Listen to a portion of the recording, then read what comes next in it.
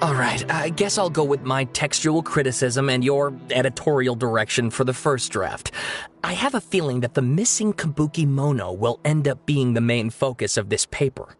Ugh, if only we knew where to find that traveler. From what they say about him, this seems like the kind of thing he'd know about.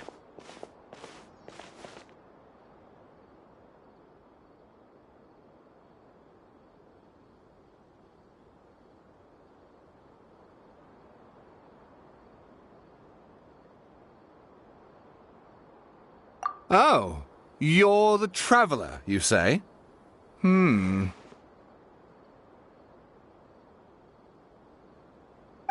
what's with that face? Don't believe us? No, of course I believe you. Actually, I first heard about your great exploits when I was still in Inazuma. This is my first time coming face to face with you and your mysterious silver-haired companion. I couldn't believe my luck, and out of force of habit, I started, examining the evidence. Sorry. Oh, Sawada, for the love of... Sorry, we don't get out much, so our social skills are kinda lacking. Traveler, I hear you've helped many people a great deal and been to many places. Would you be able to tell us about Tatarasuna? Actually, we don't know much about that place either. In fact, we only came over here because we heard you talking about it and wanted to learn more. I see. My teacher chose this area of research as a personal challenge. He said it's difficult to get into because even Inazumans don't know much about Tatarasuna's past. But who'd have thought that... If you don't mind, I'd love to show you all my outline for the book I'm writing about Tatarasuna. Oh, hold on, Sawada. Don't you think that's a bit of a deep dive for a first read? Well, fair point. In that case, please ease yourselves in gently by taking a look at Akaba's latest essay draft. Let me give you some background. This all started with the discovery of some records in Tatarasuna. The writings mentioned someone by the name of Mikoshi Nagamasa, who crafted a fine blade. But in the end, he threw it into a fire to destroy it, and killed his servant Katsuragi.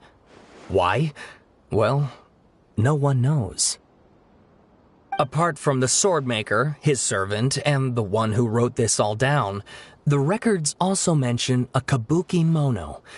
This seems to be an Inazuman word for an eccentric stranger, someone who dresses funny or acts in an unusual way.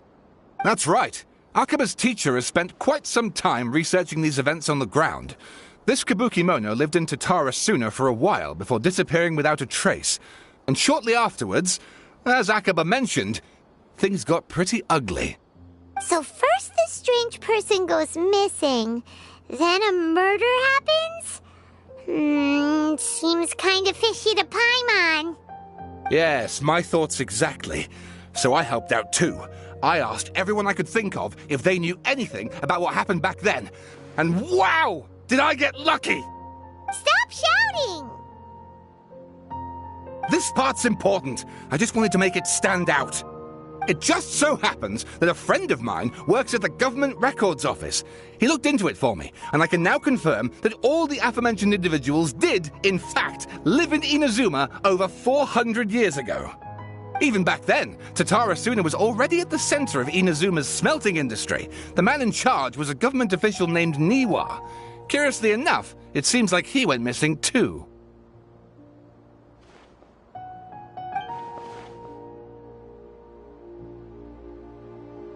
Wait, so there are two missing people in this story now? That's right! What's more, Niwa is a name with a lot of history to it. Have you ever heard of the great swordsmith clans of Inazuma?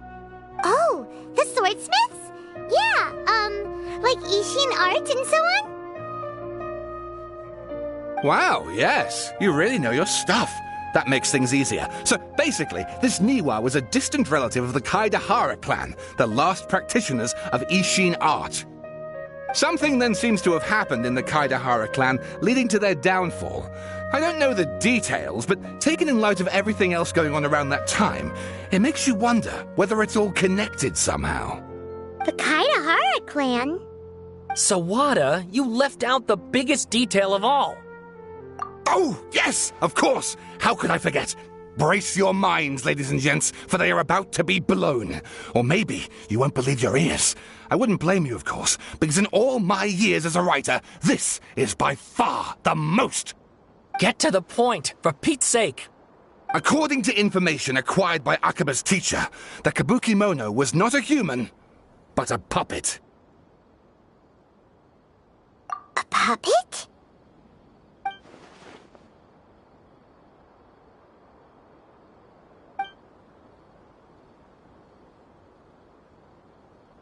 Aha! Judging by the looks on your faces, you do know something after all.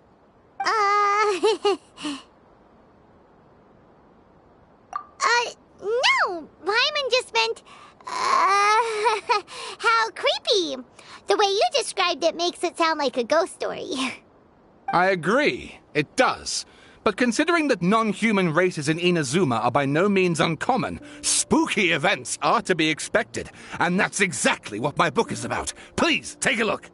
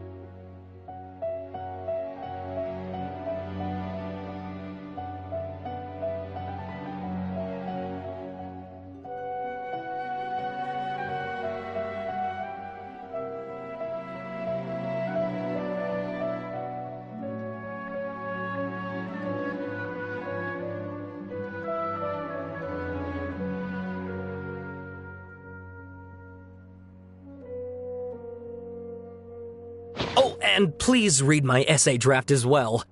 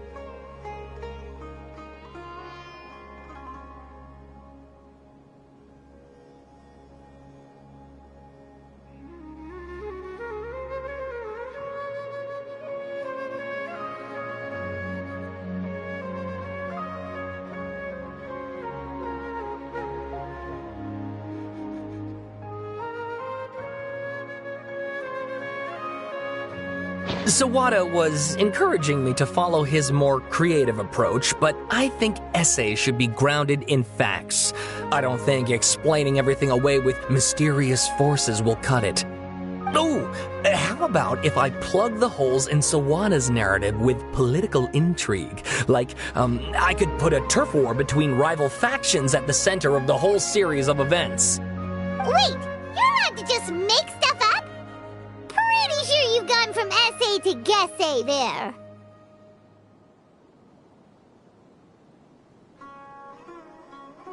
Akaba, look. Your teacher has researched this extensively. I've reached out to everyone I could think of. Whatever information we have now is all that there is to know. This is as much detail as you're ever going to get. Besides, if there really was a political power struggle going on at anything like the level you seem to be suggesting, what hope would we ever have of finding out the truth? Good point. Okay, back to the drawing board, I guess. Give me some time. I need to find a new angle on this. We have some other stuff to do, so we'll have to say goodbye for now. Good luck with your essay! All right, thank you. If you find out any more info about all this, please do let me know. Thanks so much.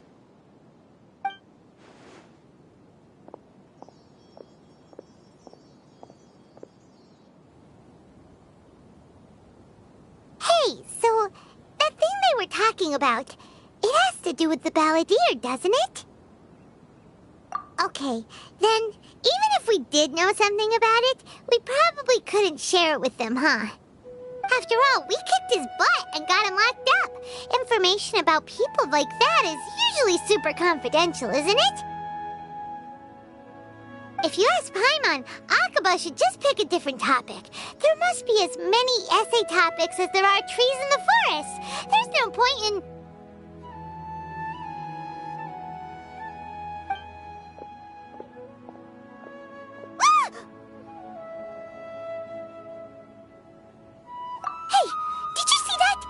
Literally just went by over there. It looked like the balladeer. No, it can't have been. He got locked up. Oh, quick, let's catch up and see.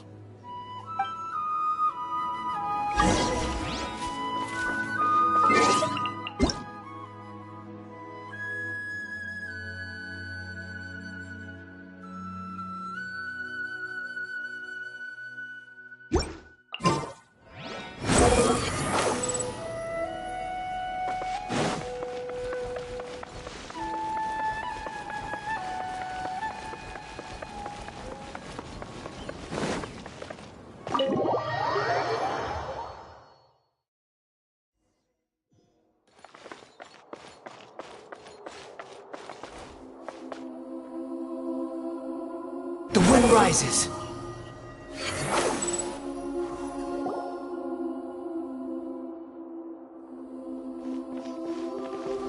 Traveler, Paimon, there you are. Nahida! Bad news. We just saw the balladeer strolling around in public. Did he escape or... Ah! It's him! Sure enough, you're here. Hey! What are you doing in the sanctuary of Surasthana? Aren't you supposed to be locked up? I know you must have a lot of questions. Please, allow me to explain. It was my idea to set the balladeer free. We made a deal, and he's gonna do some investigation in Irminsul for me. A deal? Huh. You sure you trust this guy? What did you expect? Why do you think Sumeru would keep me around otherwise? Or maybe killing me is all you can think about. But if that's the case, why haven't you done it already? Don't flatter yourself. It was... Nahida said there's still some mysteries in you to figure out. Ah, so if it were up to you, you'd finish the job? Guess I had you all wrong. There I was thinking you were just getting cold feet. Well, that escalated quickly. Not a good start. Could I ask you all to please calm down? But Paimon's worried about you, Nahida. Don't let him trick you. It's not every day you see people questioning the God of Wisdom's judgment. Just when you think you've seen it all. Don't you dare try to drive a wedge between us! As long as the terms are reasonable, I don't think there's a problem in making a deal. Even with the balladeer. Well, I for one have no reason to doubt you. Considering you even struck a deal with the doctor. Yes, one in which I gained valuable information. You'll come to understand more about that in the fullness of time. The balladeer's power was all but completely spent after your battle. He's no longer strong enough to be a strategic threat to us. That puts him in quite a precarious position. Plus, he's a former harbinger with knowledge of many of the Fatui's sensitive secrets. Being stuck here in Sumeru could make him a sitting duck, depending on how the Fatui plan to respond. Wait a second. Farmer? You mean he's not a harbinger anymore? I take no pleasure in saying this, but it seems as if the doctor had no intention of welcoming back a loser, so... Sometimes it's you using them, other times it's them using you. Most human relationships are this way. Certainly all the stable ones are. That's how it was between me and the Fatui, and also between each of the harbingers.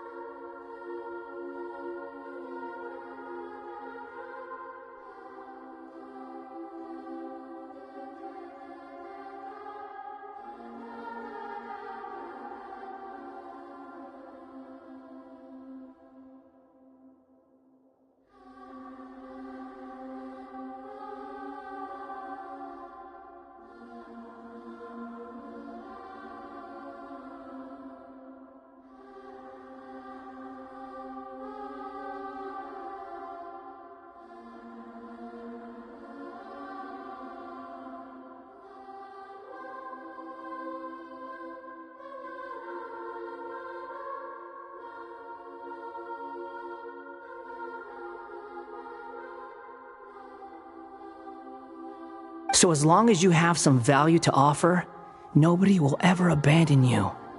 But after recent events, even I have to admit that I'm not worth quite what I used to be.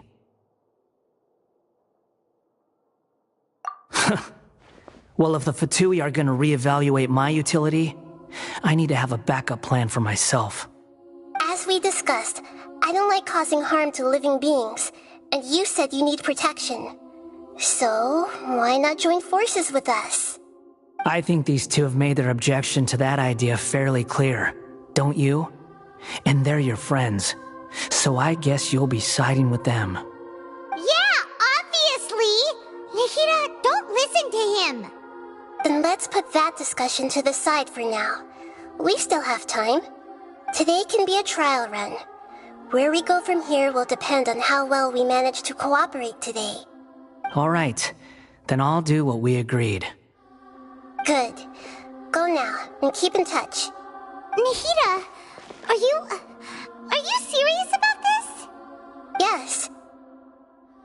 I have my reasons for this decision. In fact, I'm largely doing it for your benefit.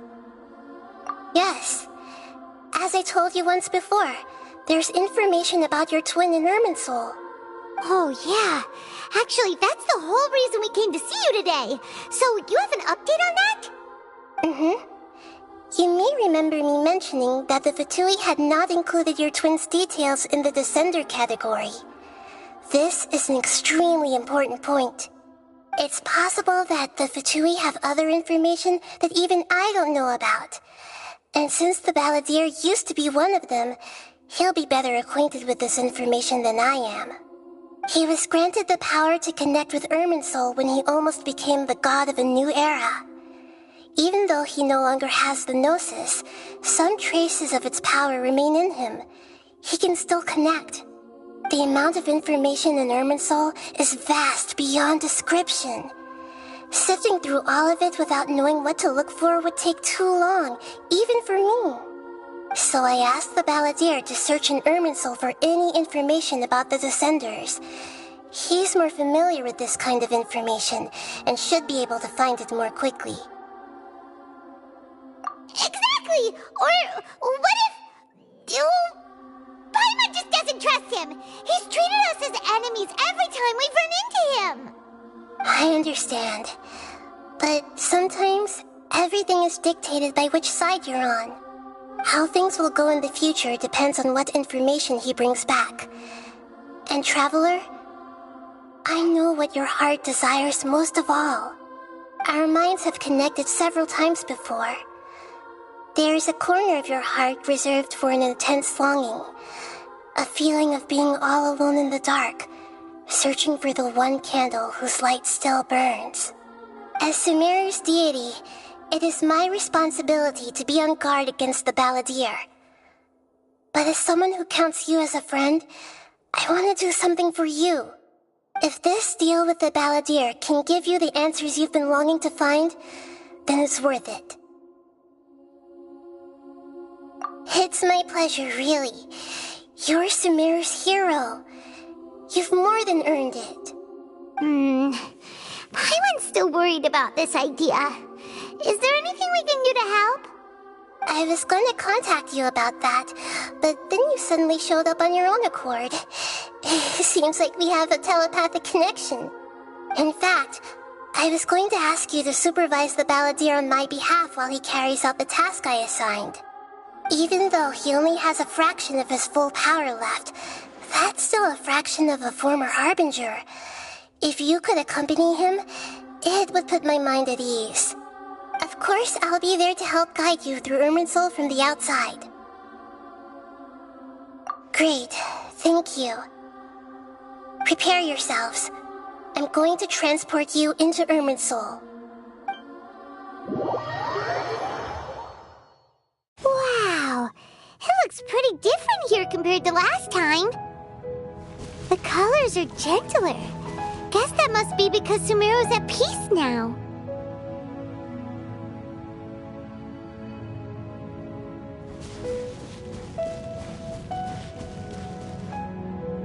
Look at that. Hot on my heels. You know, you didn't have to cut your catch-up short just to keep me company. Oh, but I guess you panicked when you realized that I might enter Irminsul ahead of you. Shut your beak, jailbird! No way a prisoner gets to be so smug!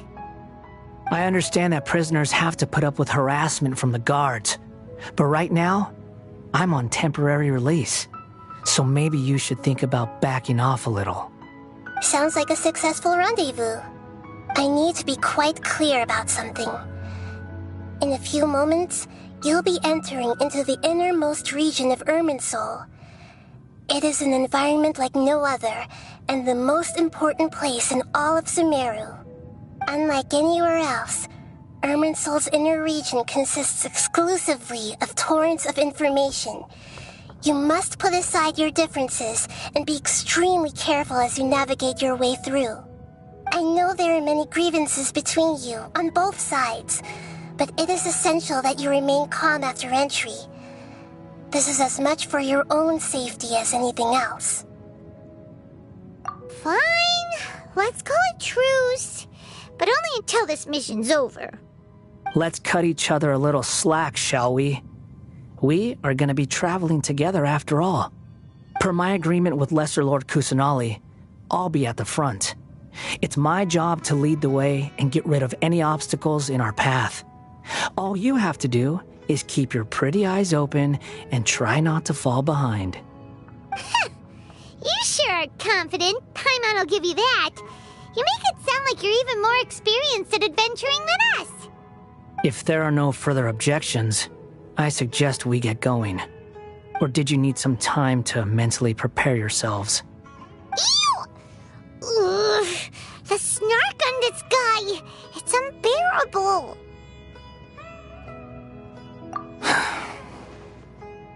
We can start now. Irminsul access granted. Initiating connection procedure. Is this a small sapling? Oh, darn it! Come on, let's catch up with him!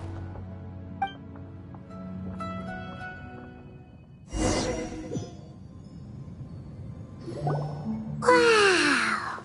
So this is the inside of Irminsul. Ooh! Paimon's never seen anything like this. And it feels like a sacred place. Irminsul is closely intertwined with the entirety of Teyvat.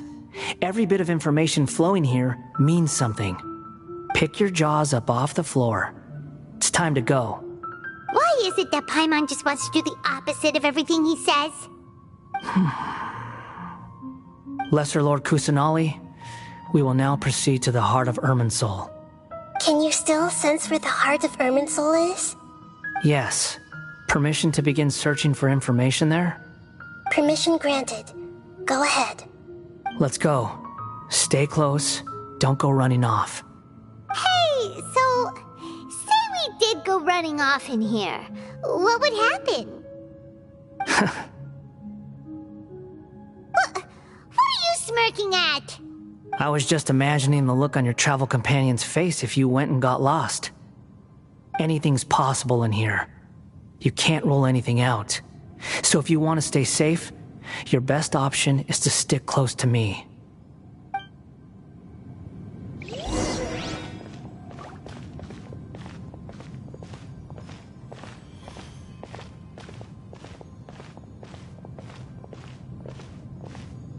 These sapling things have spread out. Those are all packets of information from inside Irminsul. Be careful not to touch them.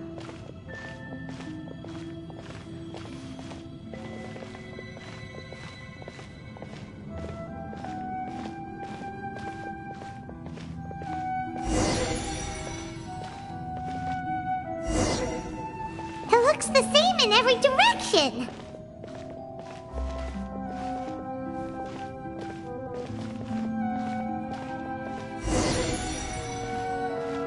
No wonder he mentioned about getting lost. Huh. What do you know? He was actually telling the truth. Is he mocking me again? What is it this time? There's a time and a place to lie, but this definitely isn't it. So why don't you relax your guard a little?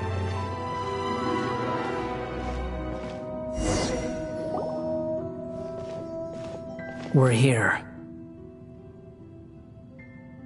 What a huge tree!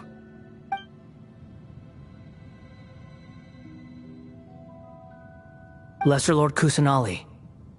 Good, you made it. Are you ready? Ready when you are. Then please begin. Preparing to access cognitive currents. Establishing waypoint. The Balladier's actually doing what Nahida tells him. Guess he must want to stay alive.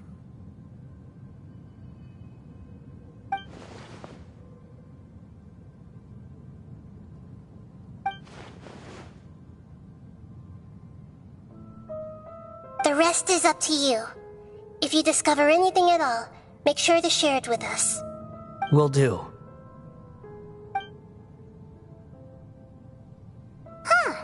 For once, we're the ones with nothing to do. Traveler, Paimon, would you like to talk?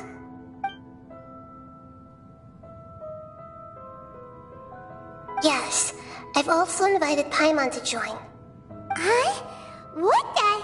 We can talk to each other inside our heads?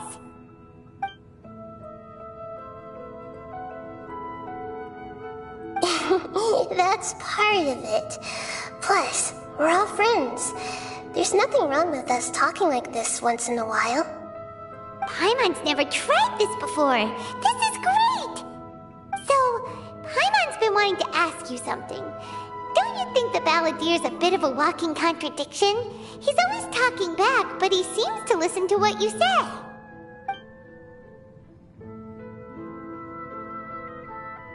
As I've told you before, there are still some mysteries for him to resolve. Things that are clear as day to me, but that he has yet to understand. Perhaps today will be the day that he finds some answers.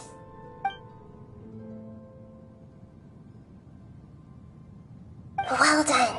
Smart and attentive as always.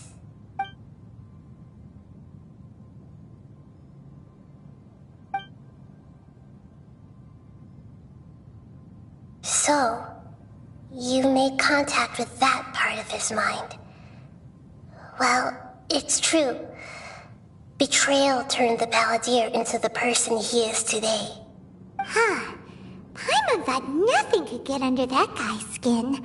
Turns out, he can get hurt and angry just like anyone else. Everyone has a history, Paimon. even if you're a puppet created by the Electro Archon. Speaking of puppets, we ran into two people at the Academia today talking about an essay. Turns out their topic was about the Tatarasuna incident. Nahida, do you know anything about that?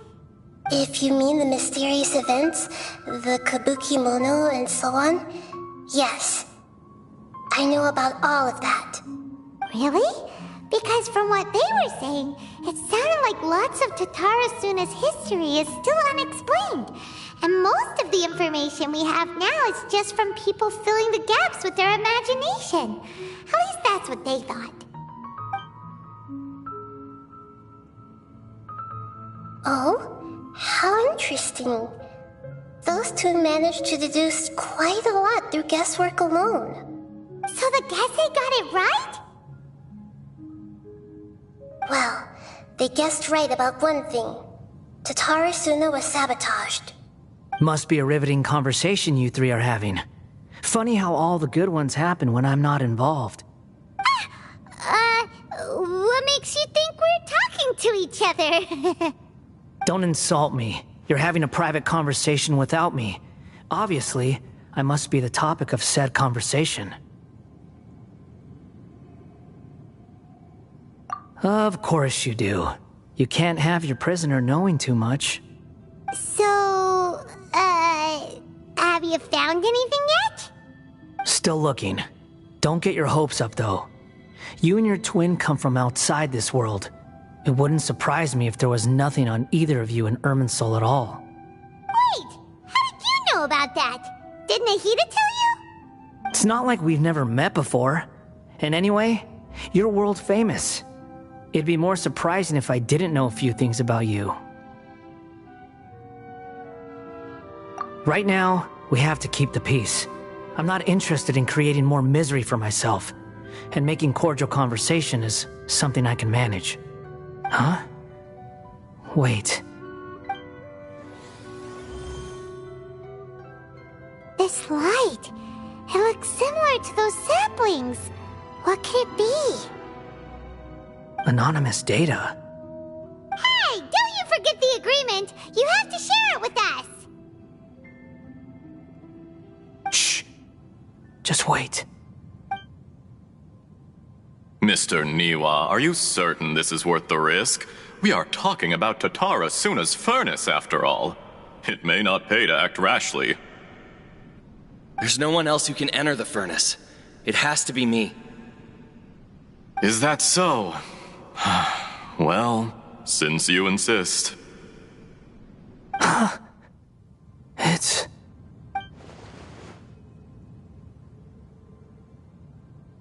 Whoa!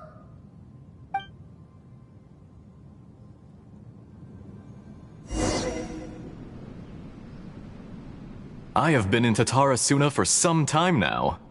You have shown me great hospitality, as has Mikoshi Nagamasa, and indeed, everyone else. Under your leadership, Tatarasuna is a warm, welcoming place, like a giant village. People are gainfully employed, their lives have purpose. They are motivated. As I understand, the Raiden Shogun has, in recent years, eliminated much of the evil that plagued Inazuma. As for Tatarasuna, it was originally established as a means of safely disposing crystal marrow. The forging industry with crystal marrow as a raw material has since flourished, giving rise to generations of swordsmiths. Some world-renowned, others unknown, all passing on their legacy. Skills, blood, dreams. Every smith brought into this trade looks to find their purpose between steel and blade. That is why you accepted the proposal brought to you by myself and Akame. Yes, well, were it not for you coming to Inazuma and happening to make Akame's acquaintance, the two of you never would have joined forces. And he would be the first to admit that there's no way he could have revolutionized our forging process like this on his own. At least not on the same timescale. You allowed Akame to take all the credit for a method that you jointly developed. He sold it to me, and now every piece of ore here is smelted using the new technique. Even now, you remain one of Tatara Suna's key consultants, working right here alongside us. I believe it is you, sir, who are truly responsible for the changes in our manufacturing and forging methods. You flatter me. From the outset, I saw much that was commendable in the forging industry of Inazuma, and it has been my great honor to befriend you all. So you say, Escher. But is this really the truth? My good sir, what do you mean? I tried to resist thinking it was all connected, because I didn't want to speculate, and I didn't want to believe that things could turn out this way. What have we gained from adopting your new technology? Ominous black smoke? Mounting production problems? Worker fatigue and casualties are up and continuing to rise at an alarming rate. And recently, as you well know, someone died because of that strange filth inside the furnace. We've kept the truth from spreading outside, but still, I suspect you understand it better than I do. None of the people who went out to get help have come back. Now, our mutual friend, the Kabuki Mono, is taking the Golden Feather to Narukami Island to seek an audience with Shogun. This is our last hope. But that doesn't faze you, does it, Escher? Nothing does. Otherwise, why would you still be standing there with that smile on your face? I'm just surprised that you finally chose to be so sincere.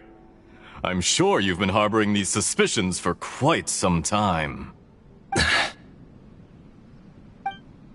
Mikoshi Nagamasa may have noticed that there was one common denominator among all these events.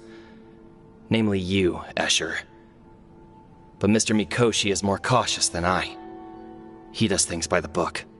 After all, Nagamasa is the adopted son of Mikoshi Torachiyo, the yokai struck down by the Shogun's own hand. If he truly seeks to redeem his family's honor, an abundance of caution is well advised. You're well informed on the subtleties of his situation for a mechanic all the way from Fontaine. Are you sure you're not a little overqualified? Why, Mr. Niwa, are you suggesting I find a job as a diplomat? Sadly, I am so very attached to my craft. Enough, Escher. I'm here because an evil force is raging inside the furnace. And someone needs to take your new device inside the high-risk zone so we can absorb it and put an end to the problem. I'm in charge here.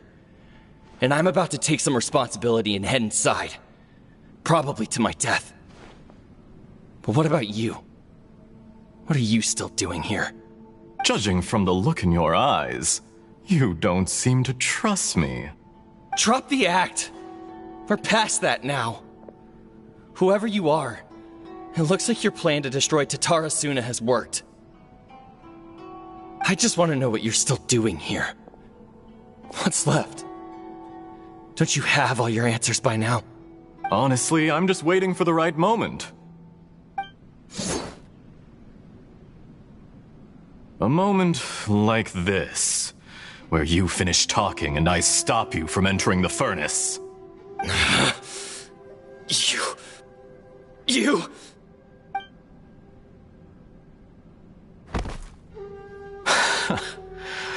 You're a little smarter than I initially gave you credit for. I thought I'd disguised myself exceptionally well, at least for the first few days. But to my surprise, you had your people look into my background right from the start. It's a long journey from Inazuma to Fontaine, but that didn't stop them. Eventually, they managed to confirm that Escher was an alias, and that I was not from Fontaine at all. And yet, despite all of that, you still fail to realize my true identity, and what I seek in Tatara Suna. Did you really think you would be able to see through my plan? If you kill me, there's no one who can get inside the furnace. So you're really going to destroy this place? Is that it? Oh, but you're quite wrong. There is one other person. Some may not see him as a person, but you told him yourself. You're not a puppet. You're a human. You're just missing a heart. Whoever you're working for won't get away with this. They'll be found out.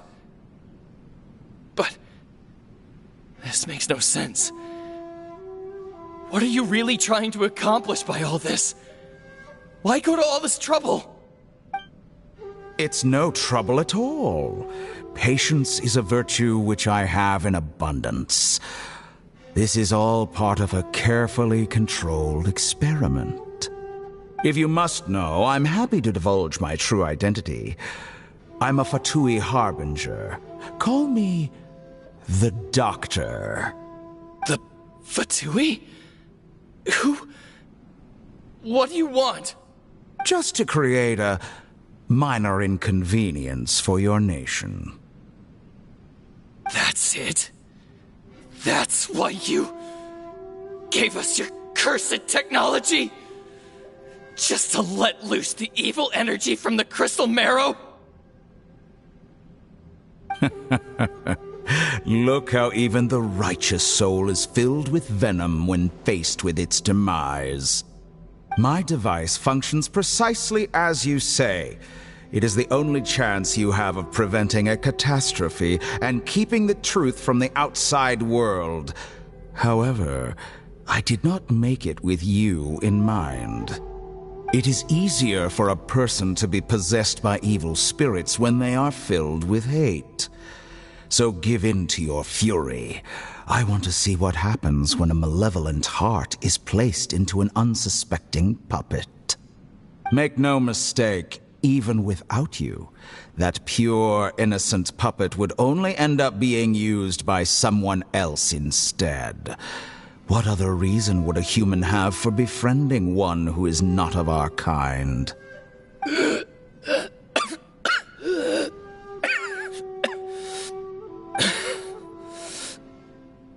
If you give him my heart, tell him that both Nagamasa and I see him as one of us.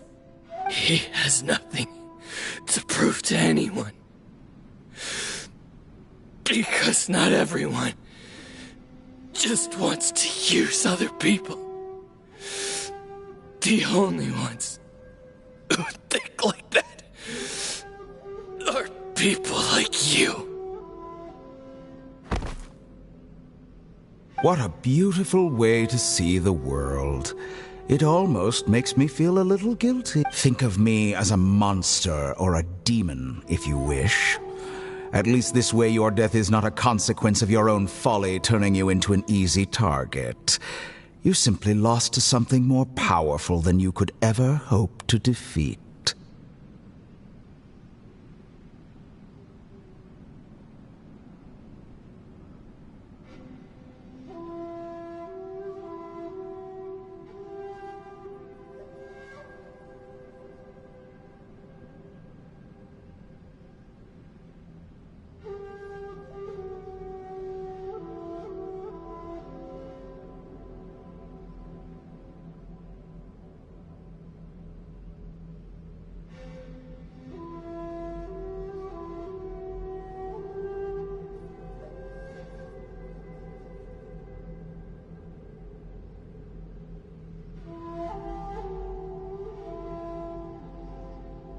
I say, Mr. Niwa, let's see what happens.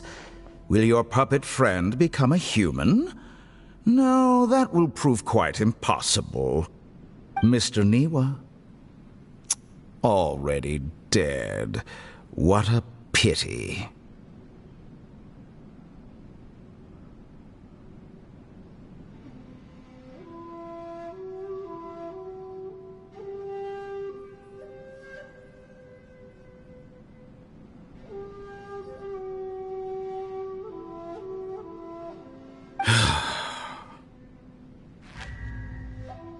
Jester, I have completed the task you gave me, creating a gap and infiltrating Inazuma's inner workings.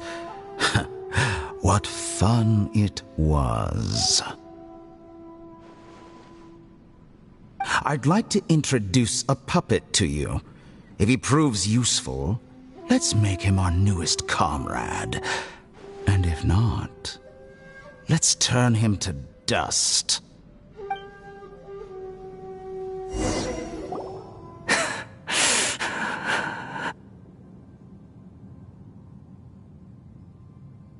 Hey, are you alright? Dottore.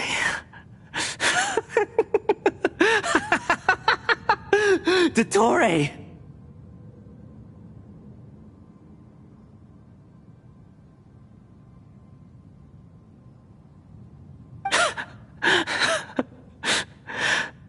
Good. Good. Was that the doctor?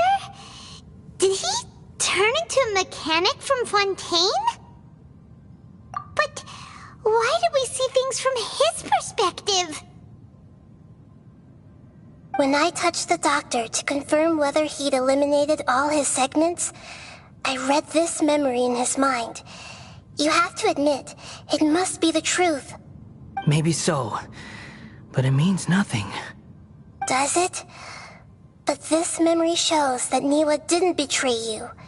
He never meant for you to be the one to take the device into the furnace. You know very well what that means. Even more so than I.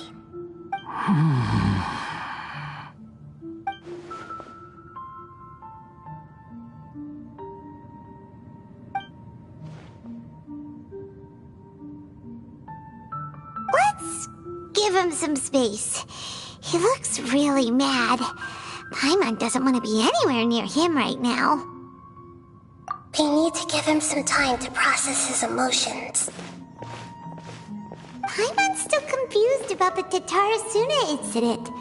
So, the doctor was behind it, but why has that gotten him so worked up? Nobody has ever deceived you like that, Paimon. It's natural that you find it difficult to understand. Perhaps he needed to learn this someday. So now you have the complete picture. Katsuragi took the kabuki mono to live with the people of Tatarasuna. Later, the doctor showed up, disguised as the mechanic from Fontaine. And that's when the trouble began. It was all a horrific experiment planned by the doctor. Everything he did was just to plant seeds of disaster in Inazuma that would bear fruit in the future. Of all the unwitting participants in the doctor's experiment, the balladeer became the main test subject. After the events you just saw in that memory, the doctor put Niwa's heart into the device and handed it to the balladeer. Then, he instructed him to enter the furnace and absorb all the filth caused by the smelting process. The load was far beyond what he expected, but the balladeer survived. He left the furnace in sheer exhaustion and said to the mechanic, "This device seems to have protected me. What's in it?" The mechanic answered, "Niwa fled this place for fear of punishment, but he left you a gift. He said it's the one thing that you've been looking for." He took it straight from the chest of one of his innocent servants. The mechanic removed the withered heart from the device as he spoke. The balladeer was stunned that such unthinkable cruelty had brought him the thing he'd been longing for his entire life. A heart acquired through cold-blooded murder is a cursed thing, but it had protected him from the filth. He thought Niwa had completely betrayed him, and yet this very betrayal had ensured his survival. Overwhelmed with anger and sorrow, the balladeer threw the heart to the ground and left Tatarasuna without looking back. Holy moly! So the doctor killed an innocent man and pinned everything on the victim? That's terrible!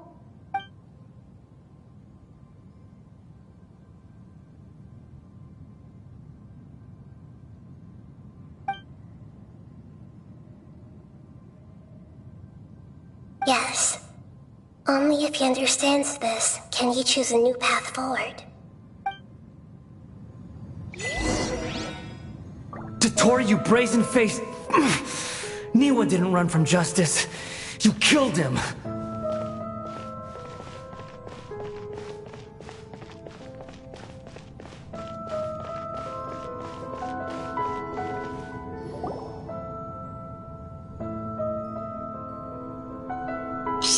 we see how he's doing?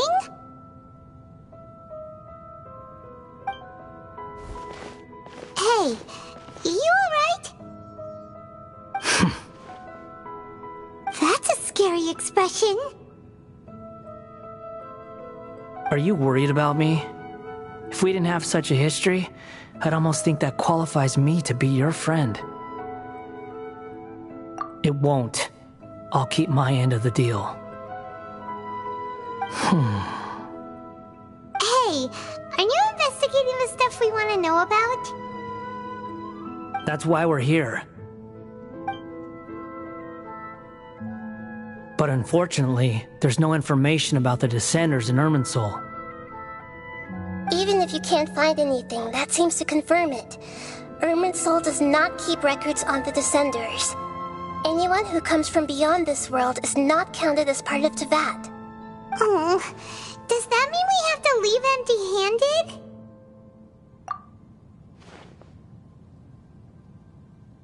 Don't thank me just yet. You look really upset. Well, since Irminsul was a dead end, I guess I can share some other info that might interest you. Huh? About what? The reason why there are records about your sister in Irminsul. It might have something to do with Conria. Apparently, Conria was her first destination when she arrived in this world. Plus, she only came to this world because the heavens responded to the summoning. The heavens responded? The Jester told me this himself. You can take his word on this. He was a royal mage in Conria, and lived with your sister for a time. I don't know the details. It's up to you whether you want to believe me. All I can say is, I wouldn't lie to you about this. Did you get all that, Lesser Lord Kusanali? Yes. Astonishing news.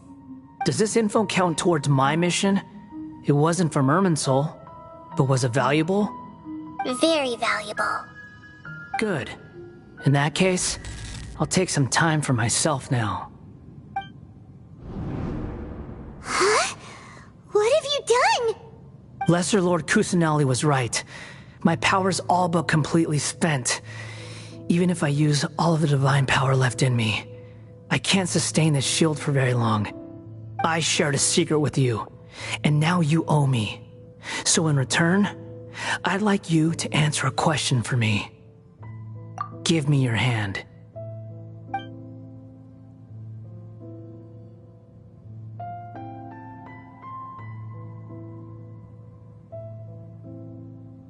Can you hear my voice inside your head?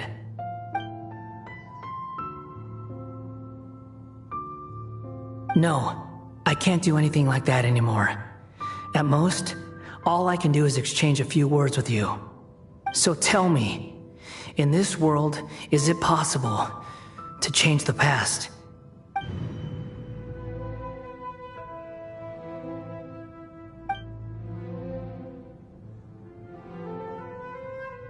Done. Huh? What the? What happened? Paimon only saw you hold hands for a second. Nothing. I was just thanking him for helping me.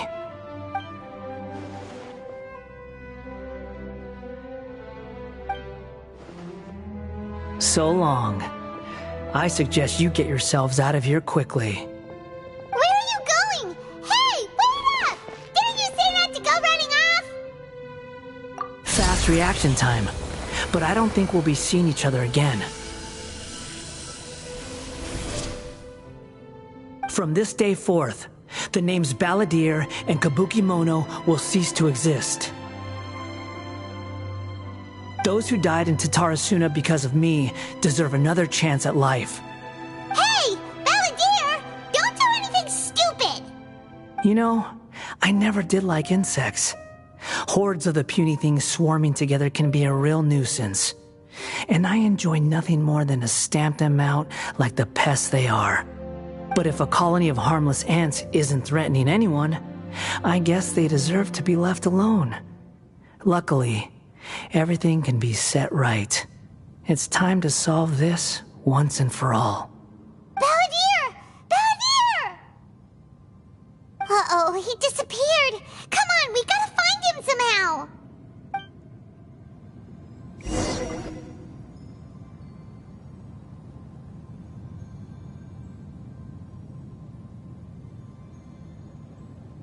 Oh no, he's really gone! Oh, can you hear me? Nahida! Traveler, Paimon, Palladir, what happened just now? I was suddenly cut off by some kind of power. It was the Balladeer's fault. He shut you out! I didn't think he'd be capable of something like that with so little power left. Did he keep some of his power hidden when he was defeated? Or did he achieve something beyond his abilities, and it took everything he had? Where the heck did he go? Ugh, it's all our fault. We were supposed to keep an eye on him. Sorry, Nahida. Don't be. It's not your fault. Please, let me handle this from here, even though I'm not sure I can solve it. We're running out of time. Follow my lead and get out of Irminsul as soon as possible.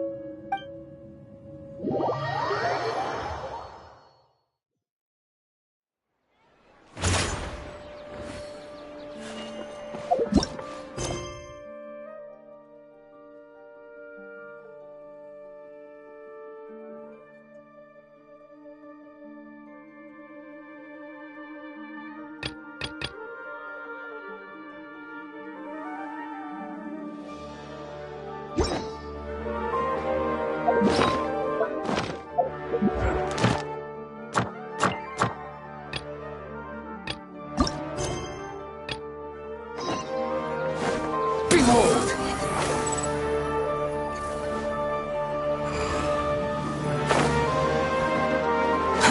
Too slow. The wind rises.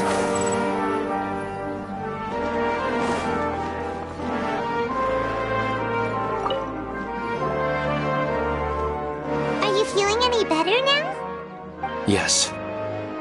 I think the Dendro Archon made a really good point. I need to stop dwelling on my wife like this and move on with my life.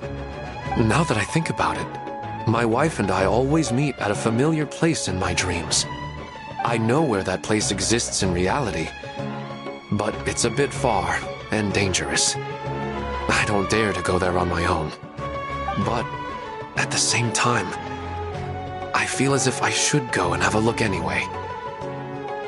Perhaps I'll be able to move on once I see that there's nothing there.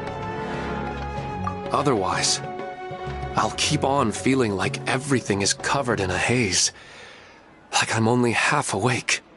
Once I can stop dreaming about that place, I'll probably be able to get my life back together.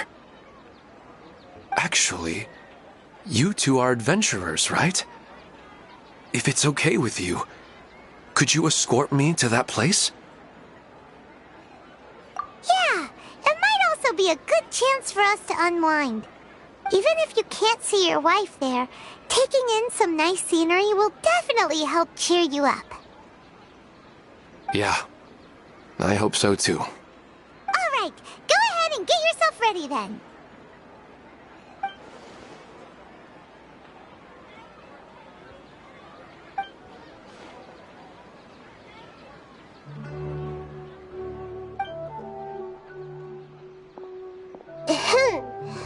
Are you headed off to some interesting place without telling me again? Huh? Wait, aren't you supposed to be answering questions? I just finished, and I really got a lot out of it. So many interesting and novel thoughts. Anyway, it looks like you're going somewhere. Why don't you take me with you? Oh, there's no need to trouble you, great Dendro Archon. I imagine you must have many other important things to deal with. No need to stand on ceremony. Besides, I wouldn't have asked to come along if I didn't have a good reason. I wanted to use this opportunity to discuss with you some things that are puzzling me right now. Huh. I didn't know the great Dendro Archon could become puzzled too. I'm not all that different from you, you know. Alright, let's go. We can talk on the way.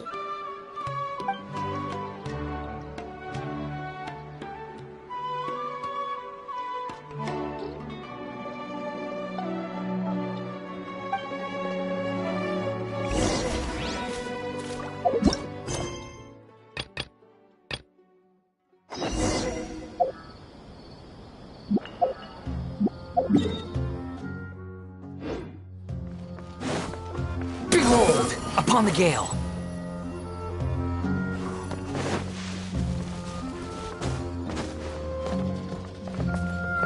Squall Fury.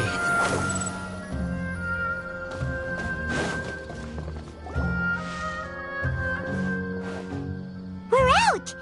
And we're at, an inn or something? This is an emergency. I'll have to ask you to stay here for now. Everything's arranged, and nobody will disturb you.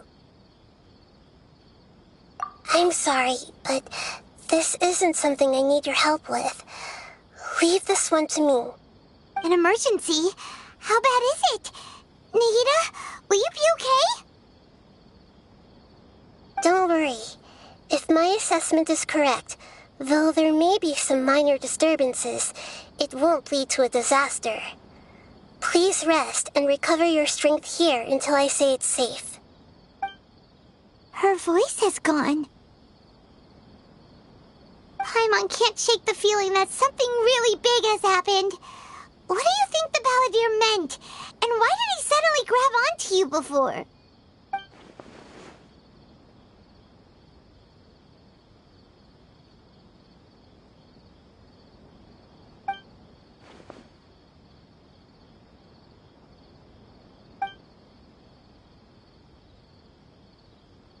He wants to change the past? But surely that's impossible! Right! You can't just rewrite history! All that stuff happened already in real life! It's like, imagine Paimon drank all the water in this inn. Even if no one was there to see it, Paimon would sure as heck remember drinking it! So, why does Paimon still have a bad feeling about this? Paimon can't help but feel scared about what he might do. Oh, Paimon's so confused. Huh? Ah! Sorry, Paimon accidentally... It's the Balladeer's fault for causing Paimon all this mental stress. But erasing yourself from history? It's unthinkable. Is that really possible in Irminsul? Uh-oh. Paimon's head is overheating from trying to understand what he's up to. And it's still not working. Ugh. Paimon's had it with that little brat. He's been nothing but trouble ever since we met him. There's no way he'll actually succeed, right? Otherwise, won't everyone who's connected to him be affected too?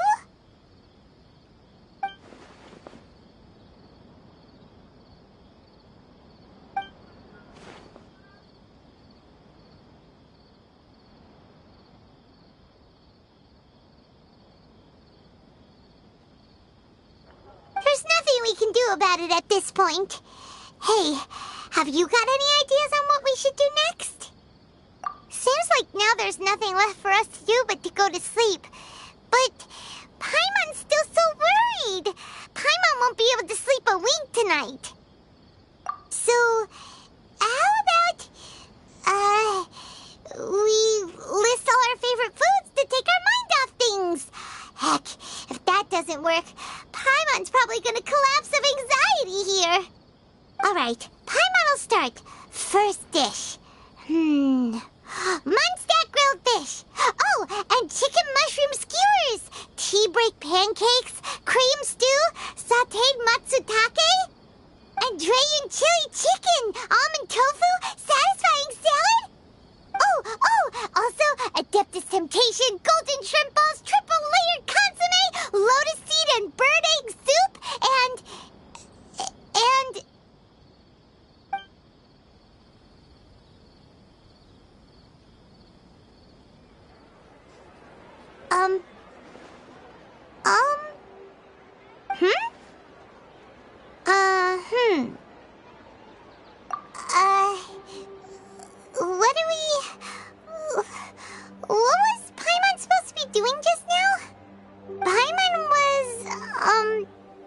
talking?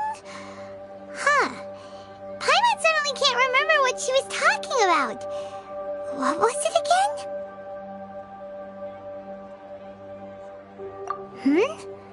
The balladeer?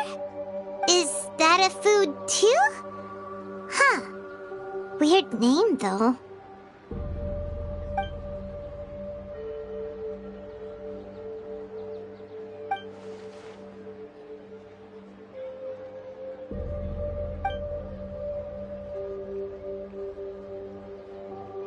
What's wrong? Your eyes are like saucers. Was it something Paimon said? So, the balladeer. Is that someone's name? 'Cause it sounds like a nickname or something.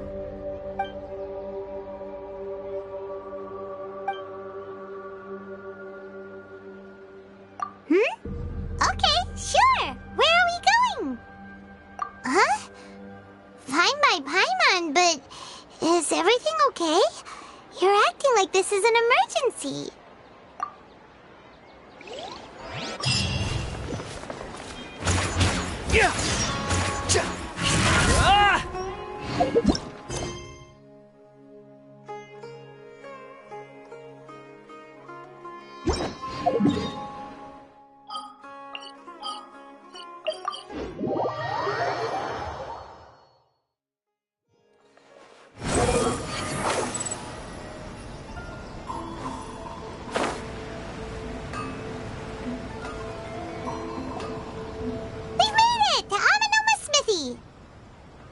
Ah, it's been a while.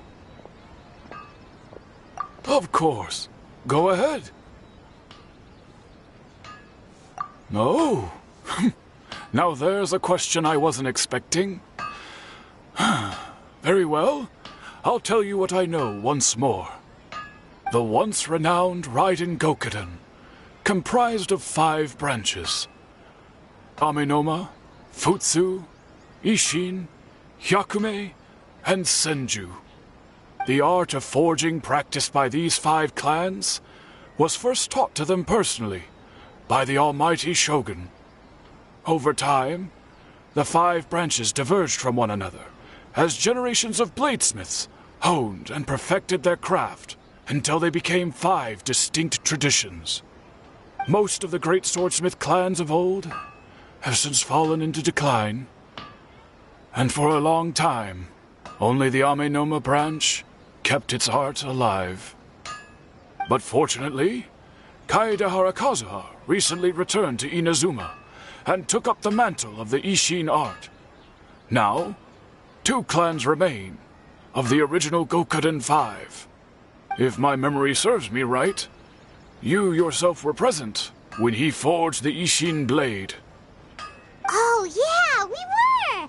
Paimon remembers that now. We learned a bit about the decline of the Raiden Gokuden then, too. It seems like such a shame. That, my friends, is a tragic tale indeed.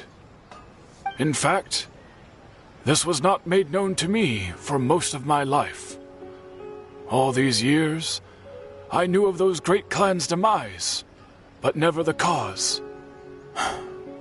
Only recently, when the question was on my mind, did I ask Kaedehara Kazuha about this.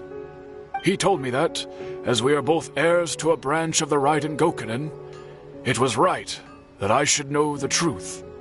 There is no harm in telling you, but I must warn you. It is a dark and sorrowful tale.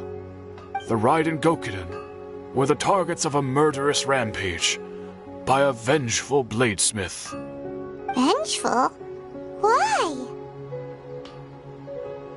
400 years ago, so I'm told, there was a catastrophic malfunction in Tatarasuna's furnace.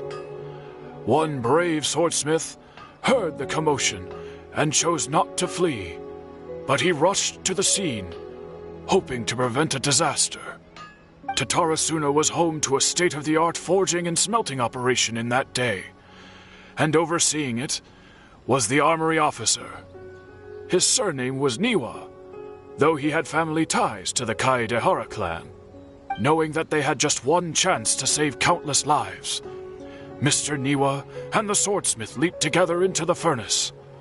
The furnace quickly stabilized, but neither of them made it out. The smith's death, though heroic, dealt a devastating blow to his family's fortunes. His orphaned son was left to fend for himself, and grew up deeply resentful at the world. In his heart, the whole of Inazuma was culpable in his tragedy. He hated the almighty shogun for her apparent indifference towards his father's death, and he hated everyone who had done nothing to try and save him. Powerless and destitute, the only legacy he had to pass on to his children was his hatred. Generation after generation bore this grudge, living in utter misery. Alas, if only the story could have ended there. But 100 years ago, the then head of this family reached the end of his wits. He could bear their fate no longer, and yet he could do nothing to change it. Finally, he made a drastic decision to take revenge on the Raiden Gokuden. In doing so, he sought to vent his pent-up anger and shake the very foundations of Inazuma's forging industry. In his fury, he murdered indiscriminately, killing even bladesmiths from the Hyakume clan which he belonged to. His goal was absolute, the devastation of all of the Raiden Gokuden. But when he came to the Kaedehara and Kamisato clans, his killing spree came to an abrupt end. He failed to catch them unawares. They fought back fiercely, and they did not spare his life. That is why the Kaedehara clan and their Ishin art survived that day. I suppose they were the lucky ones, under the dire circumstances.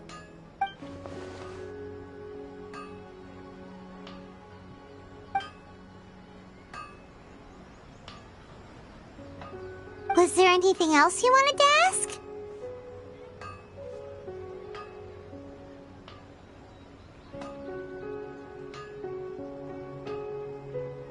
Kazuha? Why, yes.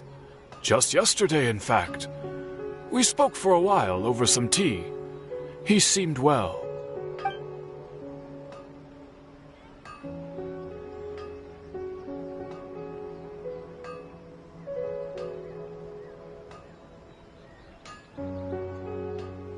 My pleasure. Don't tell Paimon. There are other places you want to visit too, right? Your expression says it all. You can't hide anything from Paimon. On to the next stop. Lead the way, traveler. Paimon will be right behind you.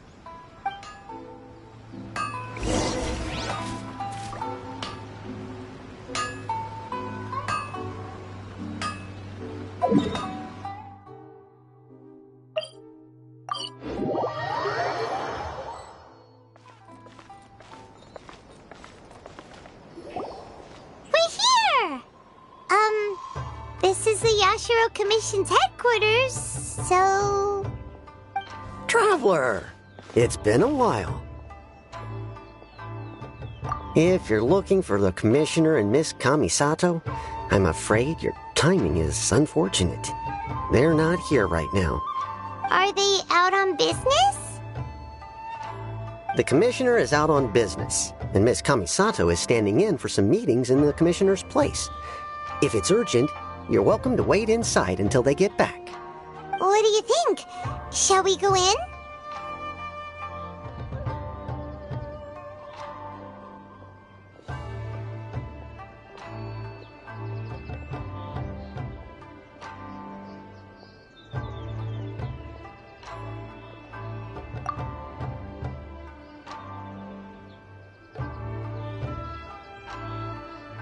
If it were anyone else, I couldn't allow it. But seeing as you're so close with the Commissioner and Miss Kamisato, I think it should be okay. We'll be heading in then. Thanks!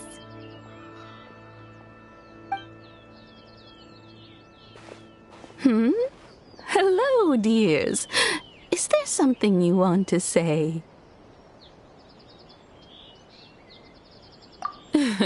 Of course, traveler. Yes, I know who you are. Miss Kamisato has told me about you. What would you like to know?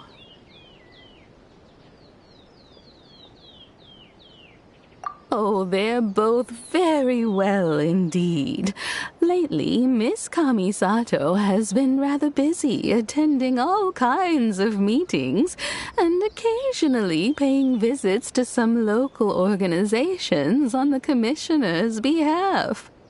As for the commissioner himself, well, you know, busy as ever. That much hasn't changed. Although he does seem to be in a rather good mood these days. So pretty much business as usual in the Yashiro Commission, huh?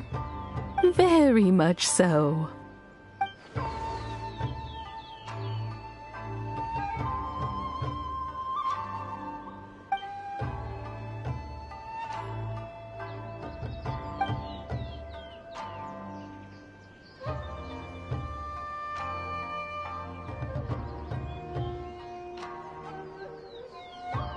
Well, got any more questions? You're very welcome. In fact, I would love nothing more than for you to come and visit more often. But I'm sure you must be far too busy to have time for that. Miss Kamisato talks about you all the time. She seems so thrilled to have you as a friend, and she's always saying how talented you are and how much she admires you. I must say, many things in Inazuma seem to have taken a turn for the better since you arrived here. So you're not just Miss Kamisato's knight in shining armor, you know. You're a hero to us all. I mean it. Whenever the commissioner dines at home, Toma always joins him. I always find myself at my most relaxed when I'm serving the two of them and listening to them chat away. The commissioner has such a busy schedule that he doesn't always have the chance to take his meals at home. But given the opportunity, he always prefers to dine here. They say it's because Toma's a much better chef than most. Oh, the commissioner is so fond of home comforts. They get to talking about you sometimes, too, you know. Always with a very fond tone.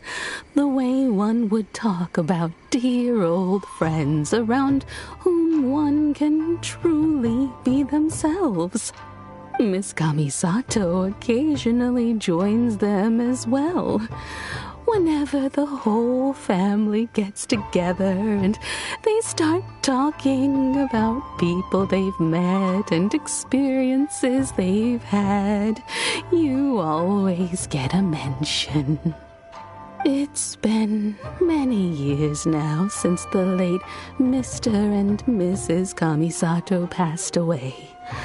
Much has happened in the Kamisato clan in that time. As someone who is old and gray enough to have watched their son and daughter grow up, it makes me so happy to see them meet a dependable friend whose company they enjoy so much. So, in the future, if you ever do have the time, please know you are always very welcome at the Yashiro Commission headquarters. There will always be at least one old lady who would be delighted to have the pleasure of your company.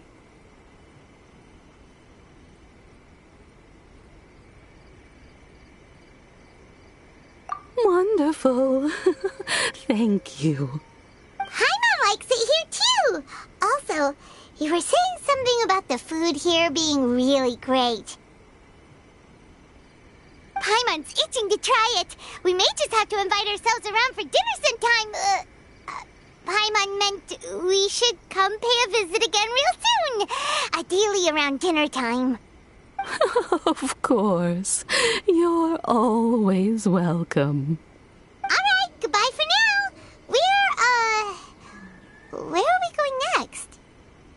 Great! Goodbye, ma'am. Don't worry, we'll see ourselves out. All right, then. Take care now. Hope to see you soon. Oh, are you two leaving already? Yep, everything's taken care of now. Don't worry. Very well. Safe travels. Goodbye.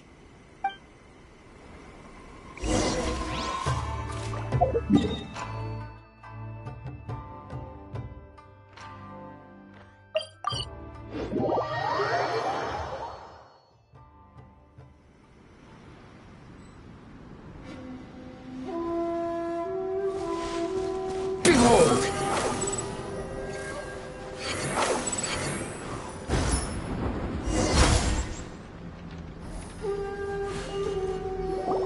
Well, here we are. But what are we looking for? Something or someone? Do my eyes deceive me, or is that the Traveler and Paimon? Xavier, what are you doing here? I was in the general area, and now I'm in this specific area. There, that's me. So what about you two? We have some questions and thought you might be able to help.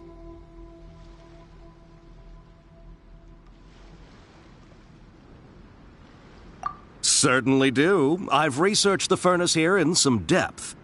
If there's anything you want to know, just ask away.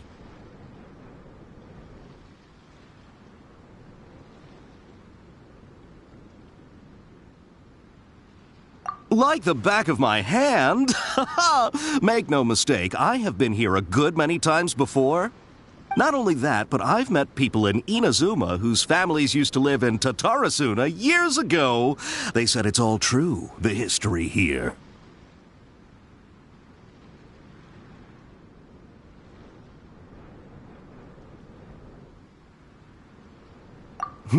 Oh, well, it's a long story, don't you know? The tale of Tatarasuna starts a long time ago.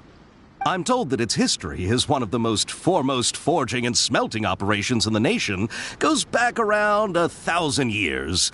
Still, the furnace has had a couple of serious maintenance issues along the way. A couple? When exactly?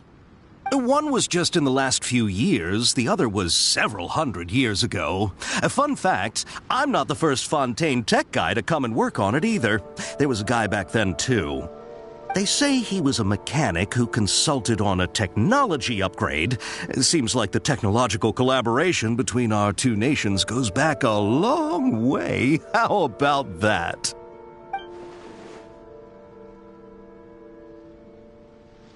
Hey, weren't you gonna ask Xavier something about Tatarasuna? Come on, ask already. Oh, I didn't realize you two were here for a history lesson. Me neither. Paimon doesn't know what's gotten into this one today. Feels like we've been preparing for a history exam or something. What brought this on? Did you just wake up today with a sudden burning desire for historical knowledge?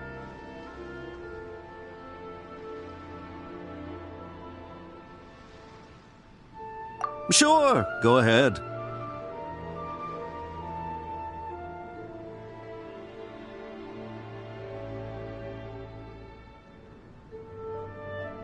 A kabuki mono? No, I can't say that I have. I do know the word, Inazuman for those eccentric types who always go around dressed to the nines. Just the sort of person that I'd like to meet, actually. But sadly, I've never had the pleasure, nor have I come across anything to do with a kabuki mono where Tatarasuna is concerned.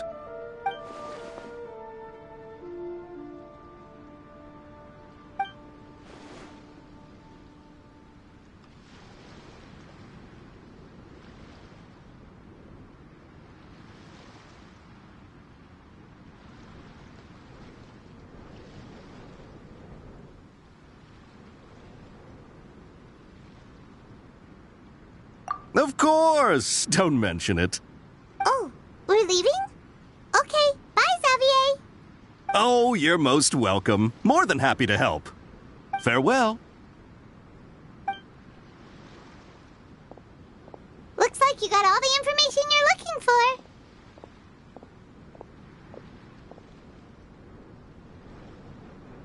Sure, but what's up with you today? Whatever it is, it seems like it's really troubling you. Keep your smile, Spinal Crocodile. No matter what happens, Paimon will always be there for you. Come on, you gotta keep it together. Why don't you grab something to eat? You can't go facing life's challenges on an empty stomach. All right, let's head off and go meet Nahida.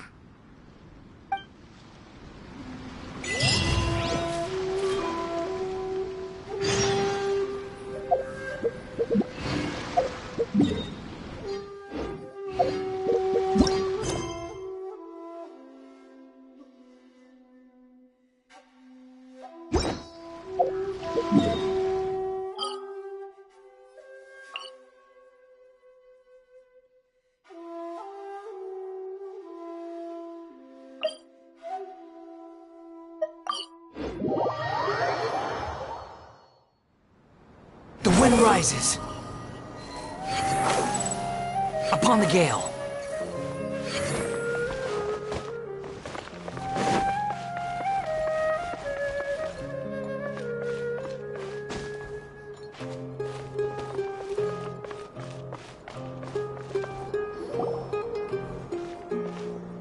Hey, it's them!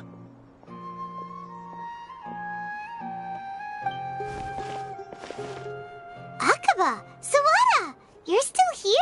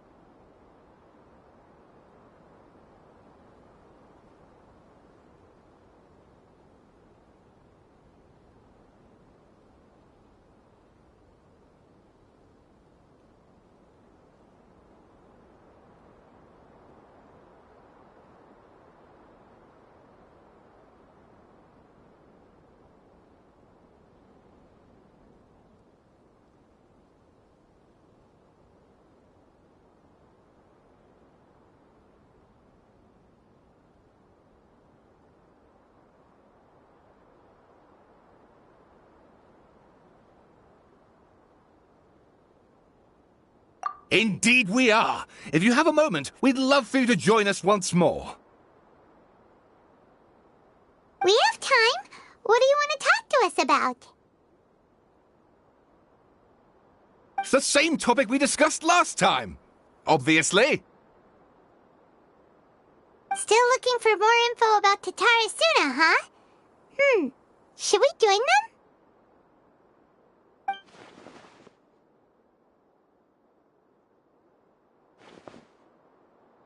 Unfortunately, we haven't made any real progress.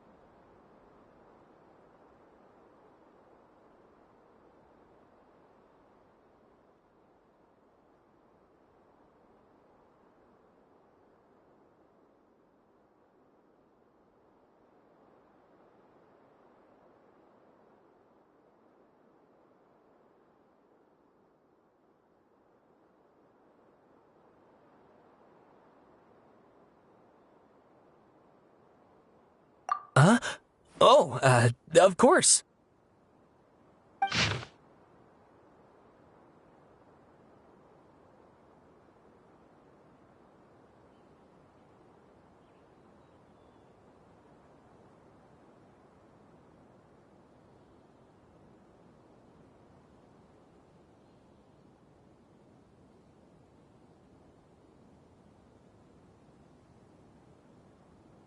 I presume you'll want to read mine as well. Here.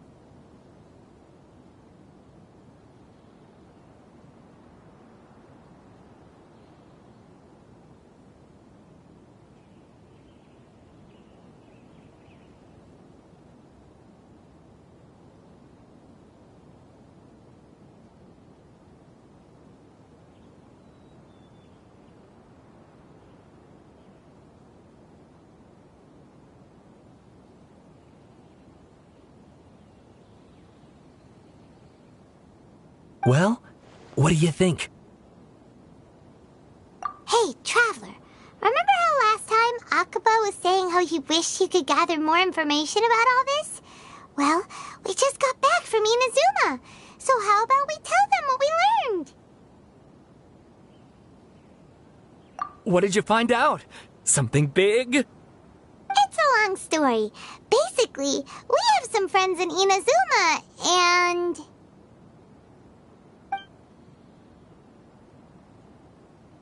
Wow, so many new details. Thank you so much for sharing that with us. Well, well, so it all comes down to one man's desire for revenge. Huh. You heard this from a member of the Arminoma clan, you say? Then I guess it must be true. Ugh. So there's no ghost story here after all. This new information actually lends further credence to my hypothesis. Evidently, swordsmiths were seen as having an incredibly prestigious role in society those days, to the extent that harming them was conceived of, at least by the perpetrator, as a way of exacting revenge against those in power. Yes, okay, point taken, you were right. But that doesn't mean I can't carry on with my novel. And they're back at it. These guys are really into this.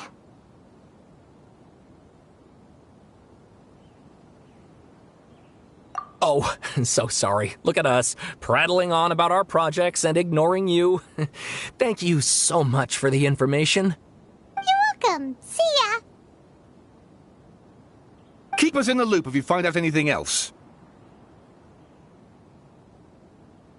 Will do.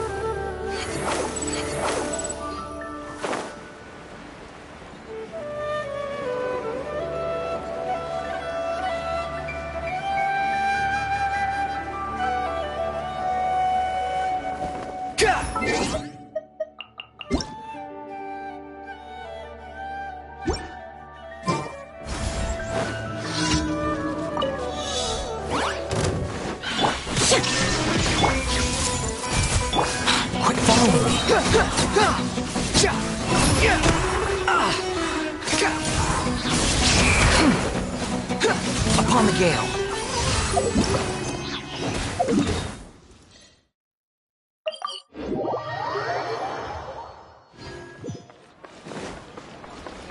Behold!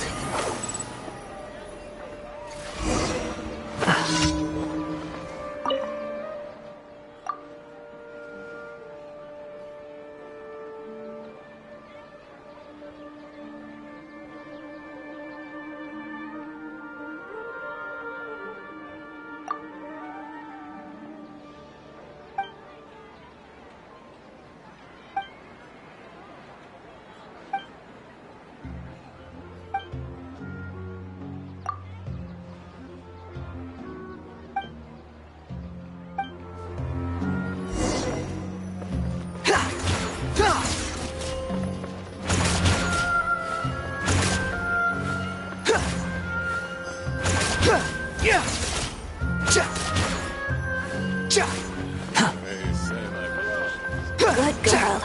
Listen to the doctor. I wanna get a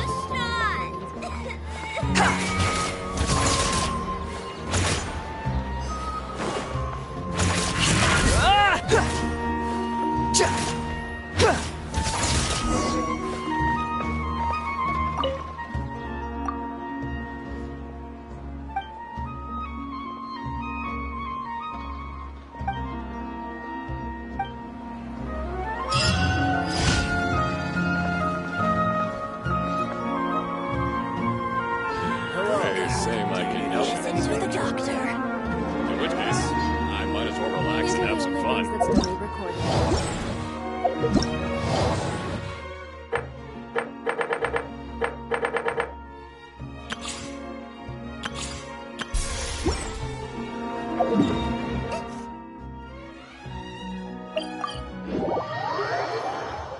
Squall and Fury. Search for it. Add Ash. Thank you for completing. How ridiculous. Don't you know that's only asking for trouble?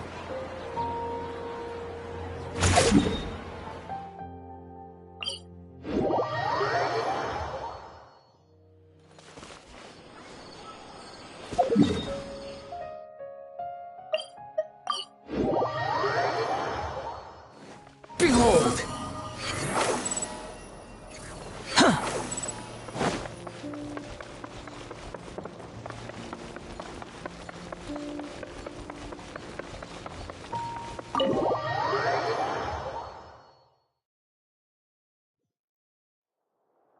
The wind rises.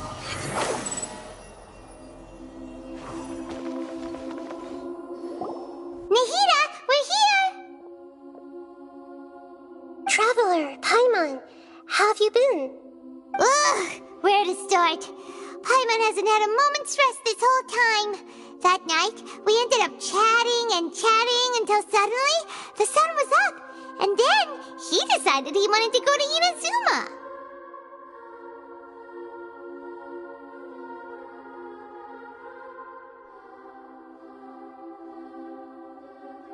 The Balladeer? This sounds like some kind of code name.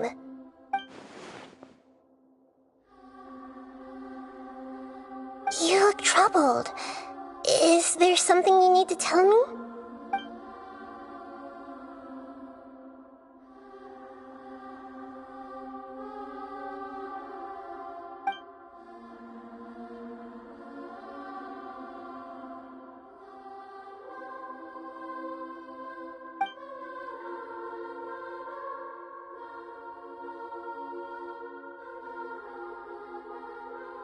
Traveler? Hey, what's wrong? You look so upset.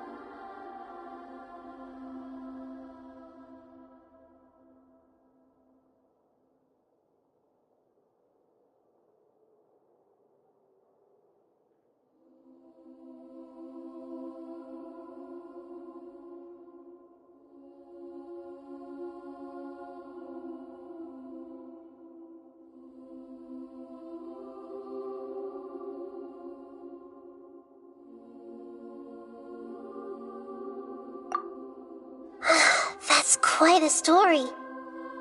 So, this puppet known as the Balladeer erased himself from Irminsul, hoping that he could change the past.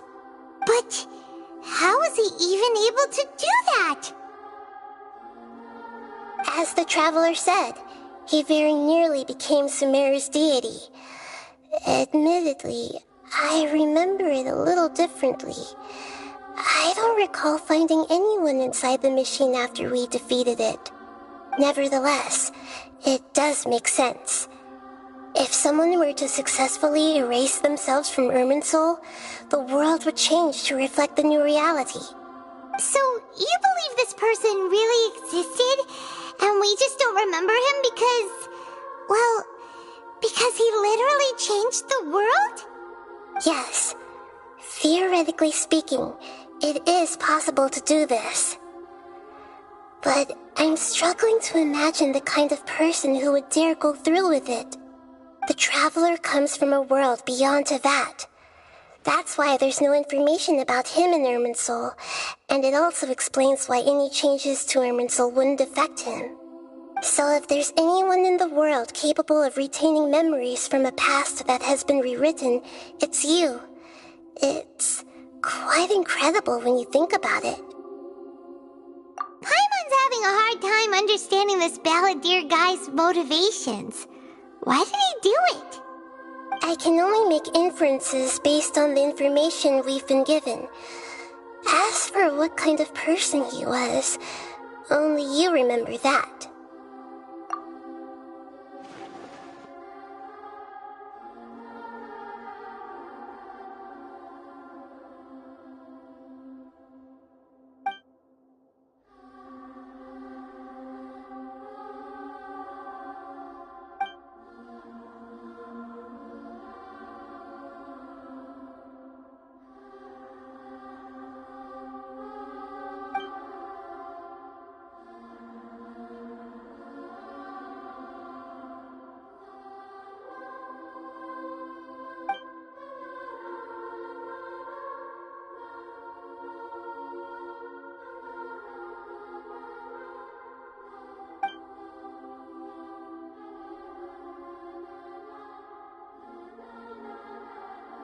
Something else worrying you? Something that you can't share? It couldn't change the fate of the ones who had died, right?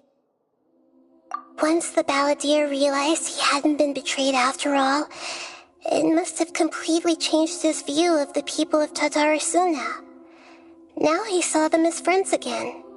He couldn't keep hating humans after that, and if he thought there was a chance he could save his old friends, it would be hard not to try.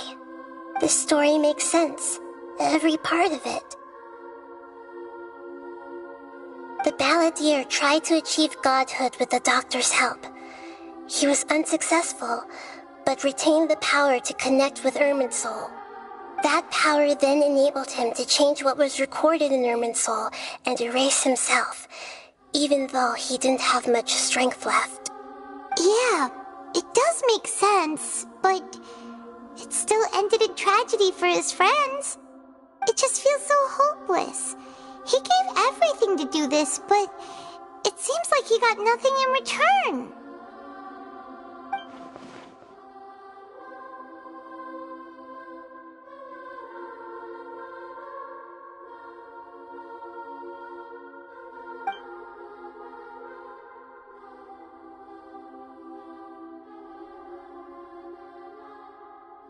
Please wait a moment.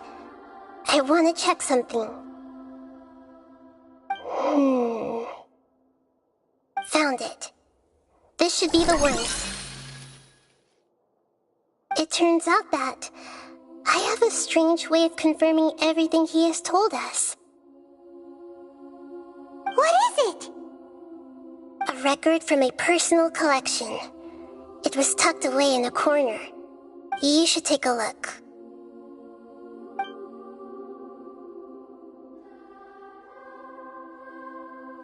Is this a fairy tale? Who wrote it? I authored this record myself. Huh? You wrote a fairy tale that somehow has something to do with the balladeer? When combined with the traveler's narrative, it's clear that this story is an allegory. Everything in it is a symbol for something else. Hold on. So this record survived from the past? Yes. Any information about the balladeer or the kabuki mono in other records will have been changed. But I wrote this story in a way that means it was left intact. Changing the information in Irminsul changes to that. But Irminsul can't change information that was well hidden in advance. I guess I must have written this story as a backup before the balladeer entered Irminsul. That's incredible! What a great idea! And sending the traveler into Irminsul with the balladeer must have been a further precaution. I knew he'd remember everything. This story is abstract enough that it still resonates with the present information recorded in Irminsul. But if we connect all the different pieces together, the true story that emerges is the one he told us, the now erased life of the balladeer.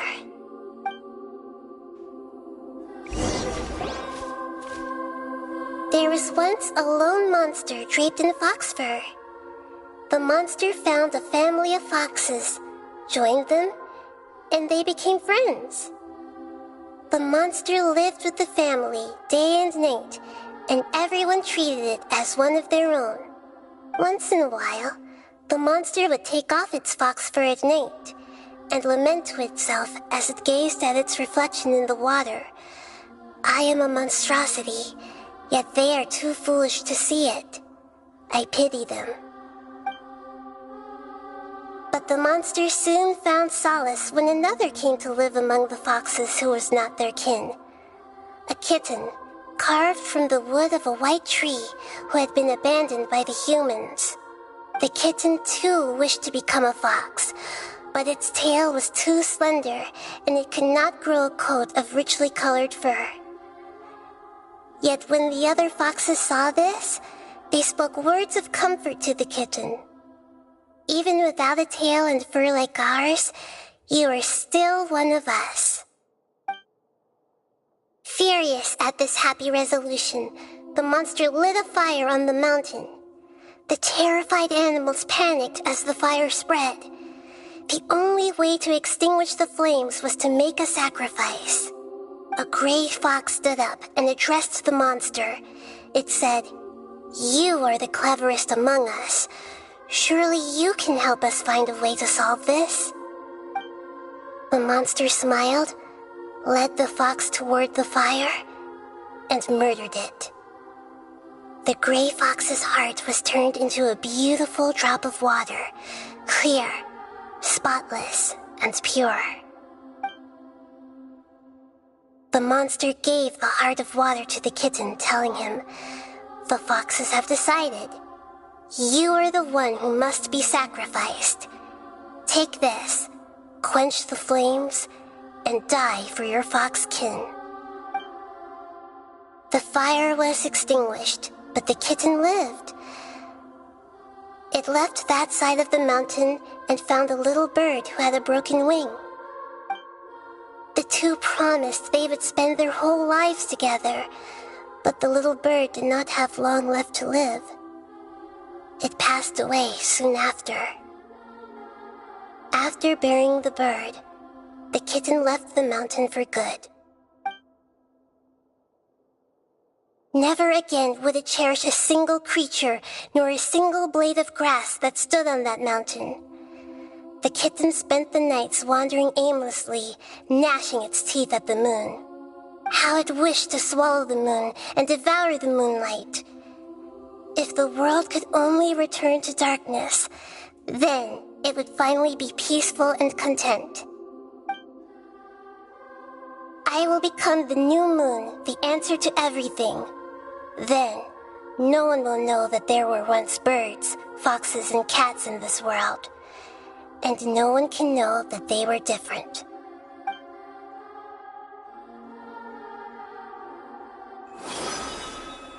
We solved it!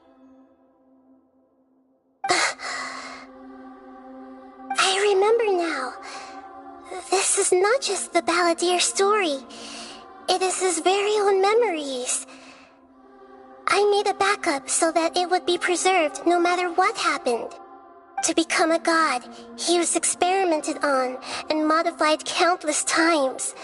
It was brutal torture, and the only reason he was able to survive is that he was a puppet. This memory was extracted from him by the scholars. Presumably, they kept it to have something to defend themselves with. Creating a deity was just the first step. Some of them wanted to be able to control it. That's why they backed up his memory for later use. I buried it deep inside one of my own dreams, and then hid it inside an allegorical story so that it wouldn't be altered. It's hard to believe that this person really existed, let alone that he tried to get rid of us on more than one occasion. Paimon has no memory of him at all. He completely vanished like a puff of smoke. The Balladeer agreed to help me look for information about the Descenders, and although he was unsuccessful, he still helped you. Before he vanished, he confirmed an important detail, that Conria was where your twin first came into this world. We still don't know how the change to Irminsul will affect the senior ranks of the Fatui, but in all likelihood, they won't even remember their own Harbinger.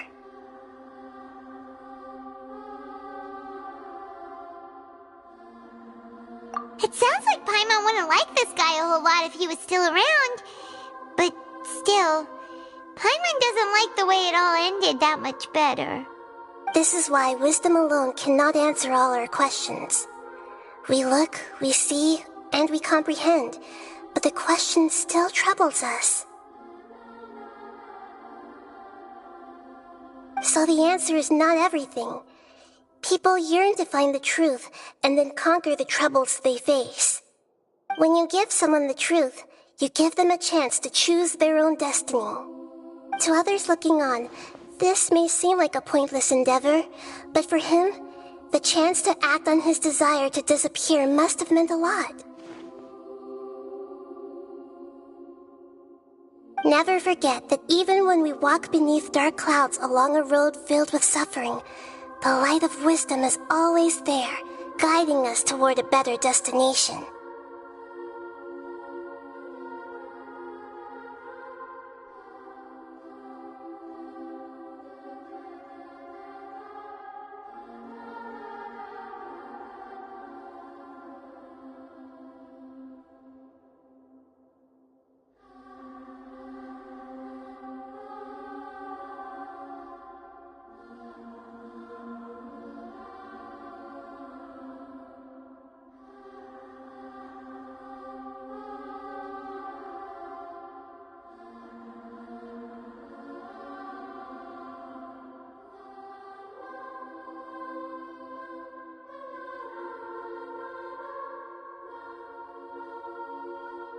And that is what you have been doing all along.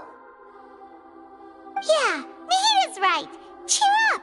How about we go get something to eat? We can pick up this heavy conversation again later. Good idea. Paimon, why don't you take him out for a walk to clear his head? You got it. Come on, Traveler. You need to get out of your head for a while. You'll feel much better after taking a walk. Let's go get a snack from one of the stalls in the Grand Bazaar. That'll be sure to lift our spirits. It must be really tough being the only one who remembers all that. But Paimon's always here to help cheer you up.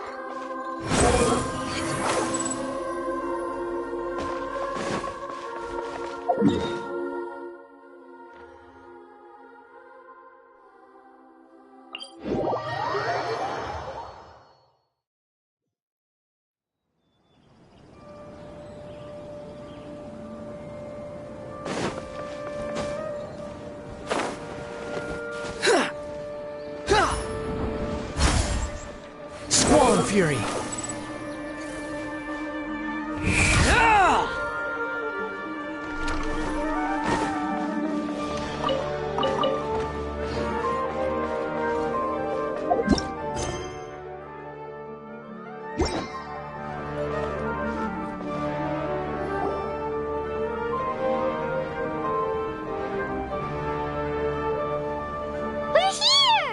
What should we eat first?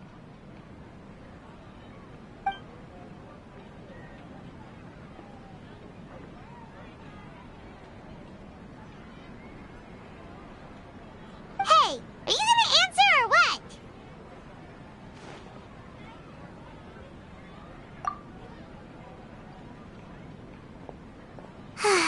Alright, whatever you want. Well, Paimon will be right here when you figured stuff out. Then we can get something to eat.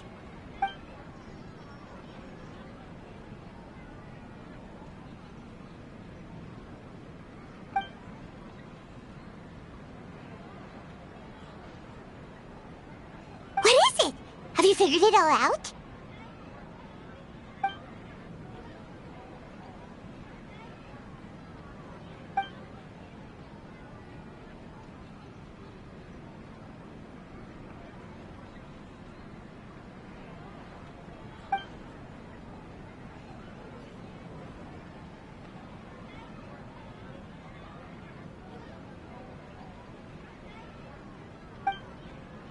Why'd you jump up all of a sudden?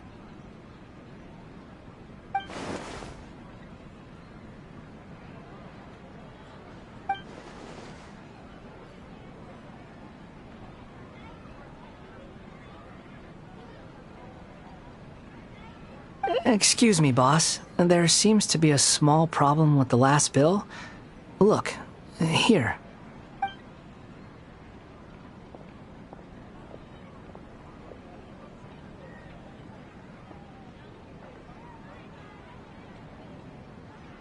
Hey! Hey, wait! You mean me? No, not you. That kid! Didn't you see? Little rascal grabbed my last 2 fresh Sunsettias and ran off. Look, if you're gonna help out here, you can't keep spacing out, okay? What is it? Work's too boring for you? Or has the big city got too many distractions? I wasn't paying close enough attention. Sorry, boss. I think you're right. Maybe it's the city. It's so exciting. It can be hard to focus. Who's that guy? You know him or something? He's who? You're a strange one, kiddo. You say you don't want any money for helping out here, and then when I actually give you some work to do, you keep letting yourself get distracted. I don't want to take advantage, so I'm happy to pay you what I'd pay anyone else. But if you keep acting like this, pretty soon I won't be able to afford to. No, please. I mean it. You don't need to pay me anything. I'm just so thankful you agreed to take on an outsider like me. You're welcome, I guess. But I got bigger things to worry about. Look, we're all out of Sunsettias, and I promised the lady down the street I'd deliver a fruit bowl this evening. Leave it to me. I'll find some more. Just a moment. I'll be right back. Stop. I'm gonna level with you, kiddo. I've never met a worker who said they didn't want a wage before. And at first, I got greedy. Couldn't believe my luck. But I figured you'd start asking for something in return eventually. You don't want money. You don't take days off. And in your free time, all I see you do is wander around, taking in the sights. Are you a drifter or something? That's right, I am. We can talk more about that later. First, let me get those fruits you needed. Sunsettias, was it? I'll be right back. Hey, what do we do now? Okay, stay out of sight. Don't let him see you.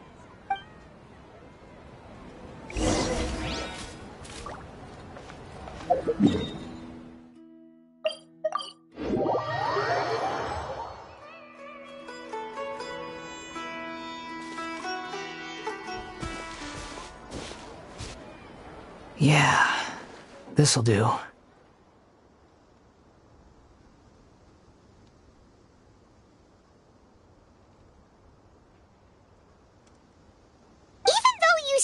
He's the balladeer. What are we planning on doing? Stealing his Sunsettias? Isn't that a bit too cruel? Oh, all right. This should be enough. Guess I should wash them before I take them back.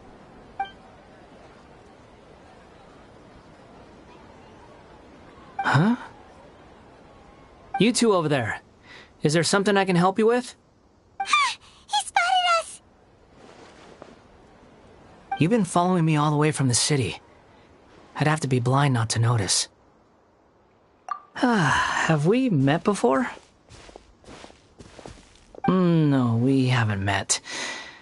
But you know me? I have no recollection.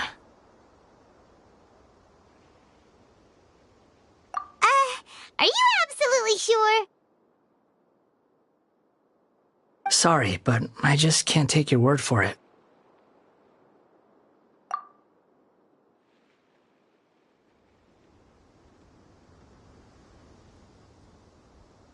A puppet? What makes you think that? Huh? You were right! The look on his face! I guess you do know me after all. That is not something I share with a lot of people. Look, I'm just a wanderer. But seeing as you've gone through all this trouble to track me down, I'm sure whatever it is must be important. Okay, but please let me deliver these goods to my boss first. Are you really working for that guy? He said you don't want any more for it. Is that true? Yes, I ran into him out in the wilderness during a storm, and he let me take shelter in his cart. In return, I said I'd be his helper for a while. That's oddly nice of you. Let me take these back. Then I'll come with you, okay? Then let's return to the city.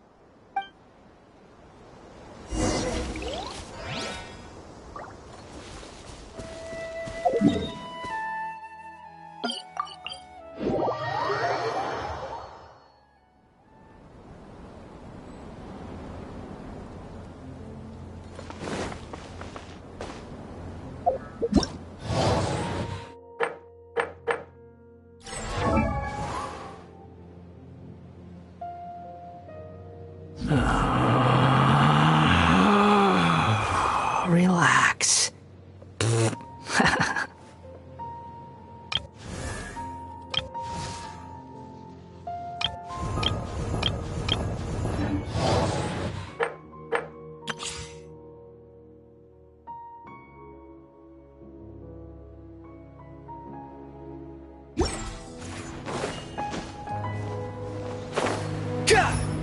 Behold!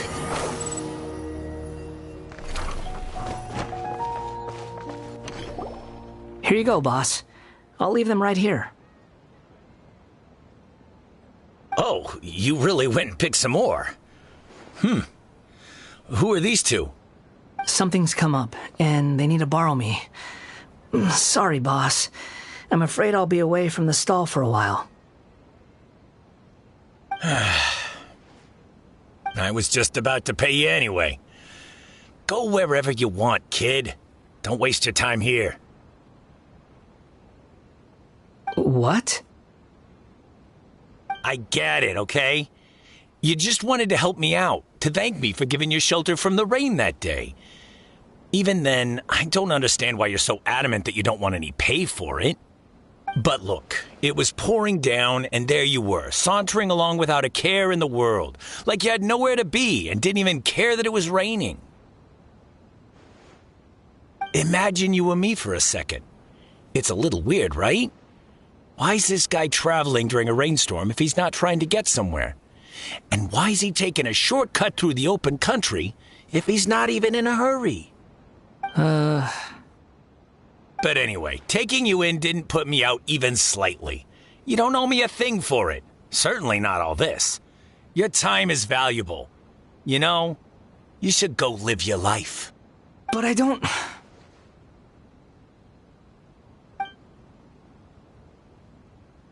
No, you're right.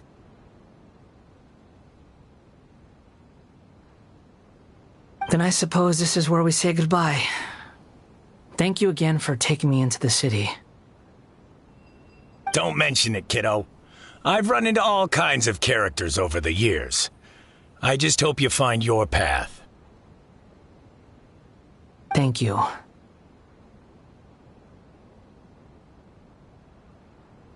All right, done. Thanks for waiting for me. We can go now.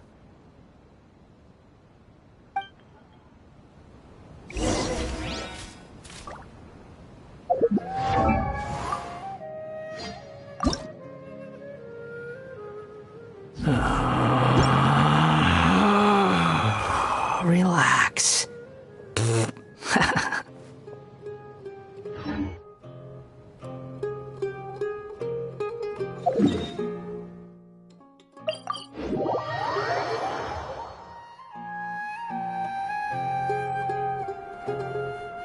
Squall and Fury.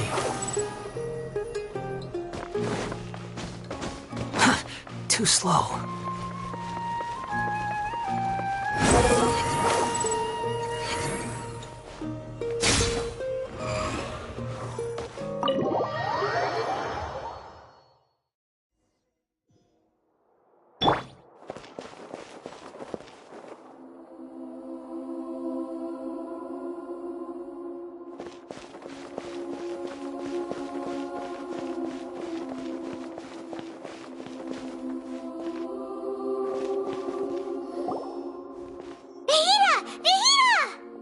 What's wrong?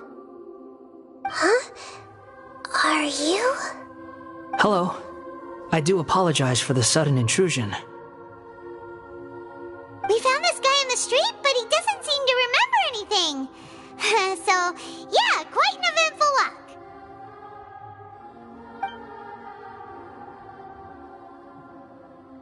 You say that you are trekking across Tevat to train yourself. Many other Inazumans who describe themselves in this way call themselves Shugenja. Why do you refer to yourself as a wanderer? Well, it seems more relevant in my case. To me, it sounds like a plant with no roots. But these two claim that they know me, and that I have a hidden past unknown even to myself. I wouldn't call it the past, but rather... this is a difficult one to explain. I don't like to rely on using terms like this often, but in your case, it seems that it ought to be called previous incarnation. Oh, like a past life or something? Yes, something far more distant than the past. So far away that you cannot perceive it. Okay, I have to ask. What was I like in my previous incarnation?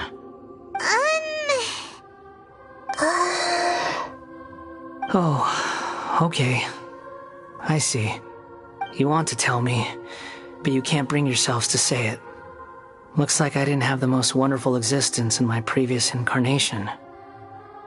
If it's that difficult to talk about, I have no doubt it will be just as difficult to hear. But I'll be able to handle it. Please, tell me the truth. Is truth something you care a lot about? Yes. Then I'll be straight with you. In your previous incarnation, you did many things that would be considered evil. You nearly died because of what other people did, and many died because of you. As a non-human being, you hated gods and humans alike.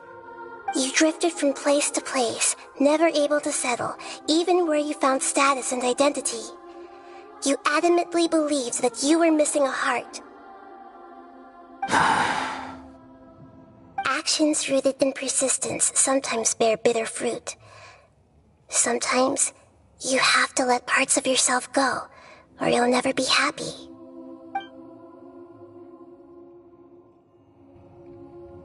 I gave everything I had, but it barely changed history at all. In terms of the outcome alone, that's true. I don't think I can judge everything I've heard purely in terms of right and wrong. Each choice a person makes belongs to a specific place and time, a chain of cause and effect. A cycle of karma and consequence. That is the nature of truth. If one thing is right, its opposite must be wrong. And yet, dichotomies like this are not enough to explain the world in all of its complexity. It seems like my previous incarnation wasn't the most likable individual. We're not trying to hurt your feelings or anything, but yeah, we weren't your biggest fans. If we were enemies, why are you trying to help me find the truth? This is so frustrating! This guy's supposed to be our arch enemy, but now he's just some random stranger we met on the street! He's got so much to answer for, but we can't make him talk because he doesn't remember anything. What a weird situation. Lesser Lord Kusanali, as the God of Wisdom, I trust that everything you told me must be true. Yes, it's all true. I can even show you the memories themselves, if you're willing. Please, I want to see them for myself. I want to experience my own transgressions. Even though it will cause your present self great mental anguish? I'm just a puppet, with no heart and no name.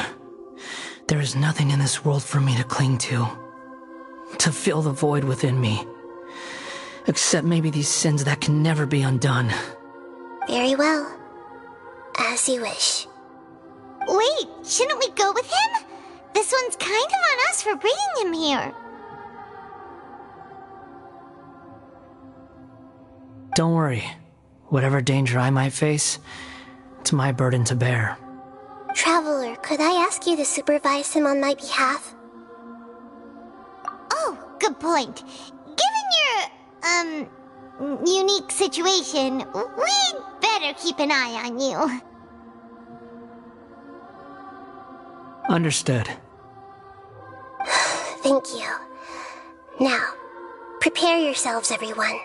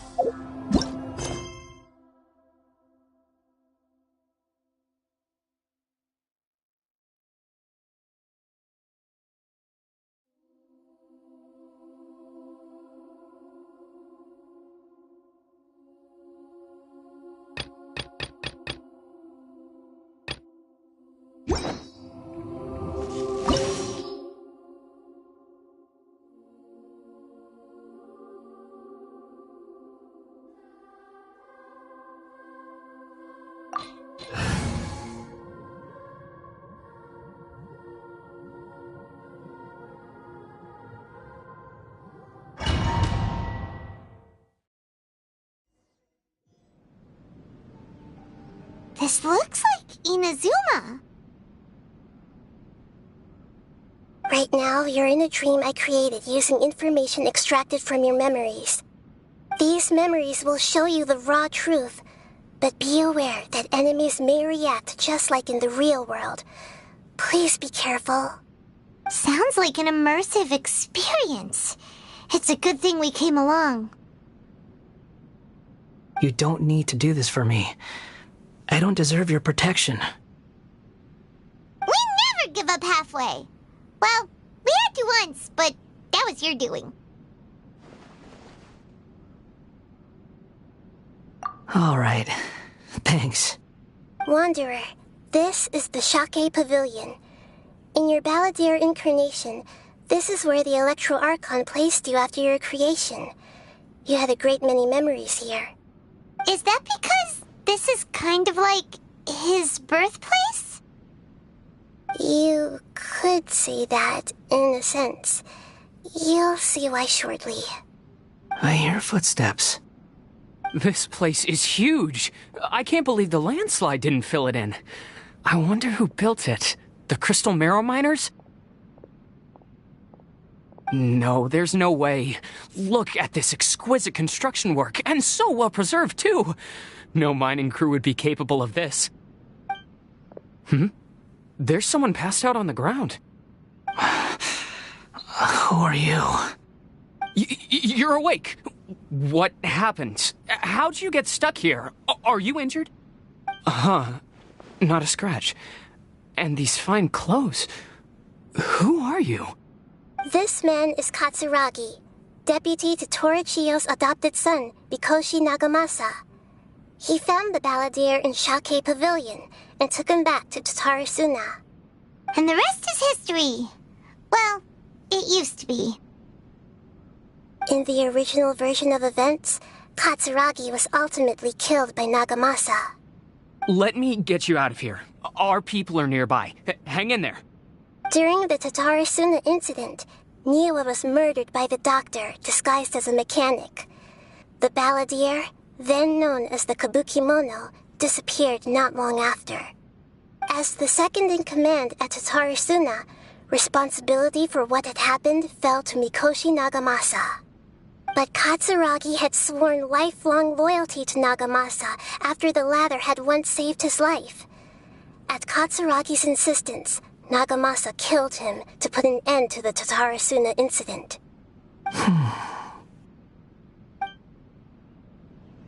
Katsuragi seems like he was a good guy. He looks like a warrior, but he has a kind face. Why couldn't he live a long and happy life?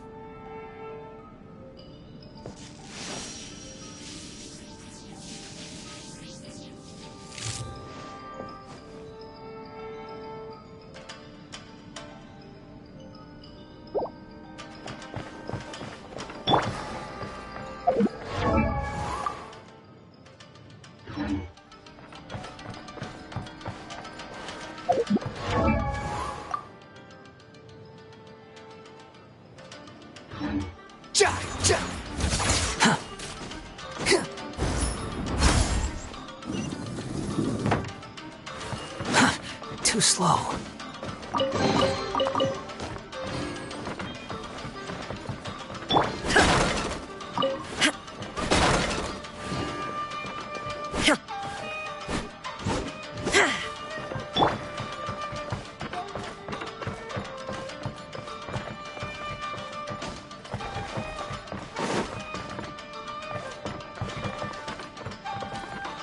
Nagamasa, I found this young guy in a cave sealed off by a landslide. He doesn't remember his name. Well, we need to call you something. I hear the workers are calling you the Kabukimono. That's fine with me. Katsuragi, report to Niwa. Tell him we have someone new joining us.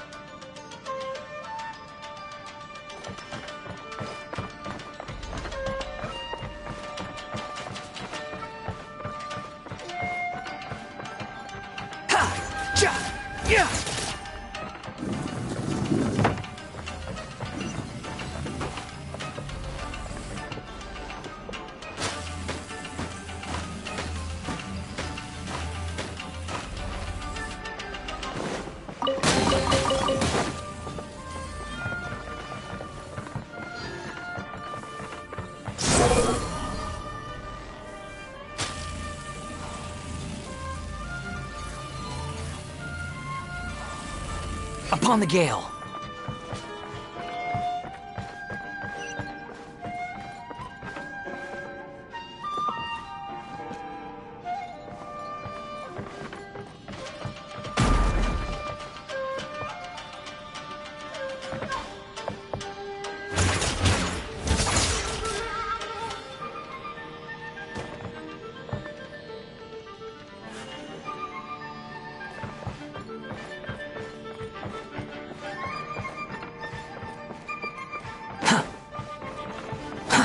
Too slow.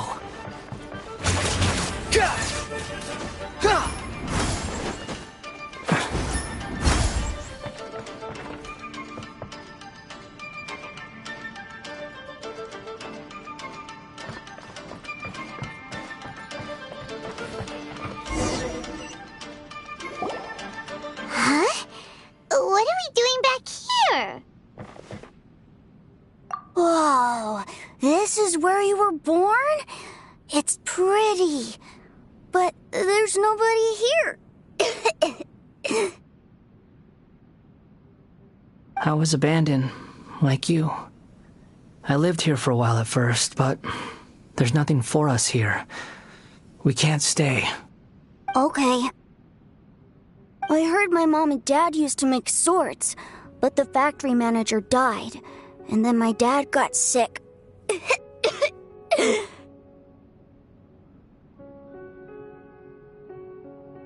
He kept coughing all the time, just like me. Then Mom started coughing too. But you can't. You promised me. Yup, we're family now. We're gonna be together forever and ever. This child didn't have a name. Or rather, the balladeer didn't know what to call him. His father died before he could name him. After his mother died, the child stayed in their straw hut alone. Some of the neighbors helped to raise him. After leaving Tatarasuna, the balladeer ran into this child who didn't have a name, just like him. They made a promise to live together. What happened to the child then? He died from his illness while he was still very young. The balladeer came home one day and found that he had stopped breathing. Hey! What's wrong? Say something! You promised me we could be family! You're no different from Niwa and all the others. You betrayed me too.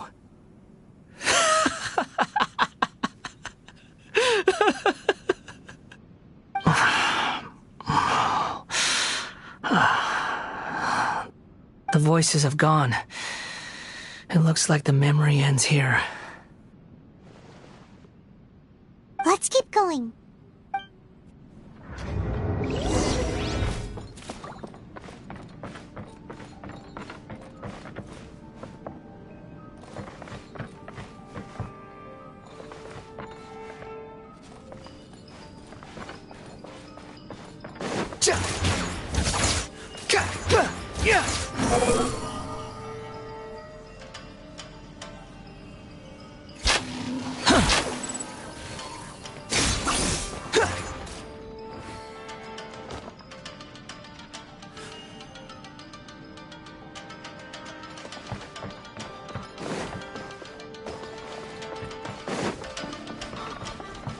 Behold!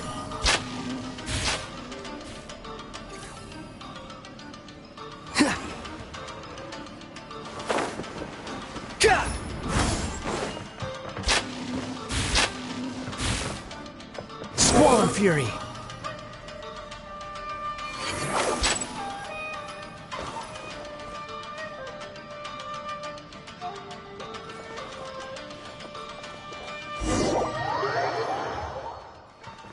You do realize you're blocking my path.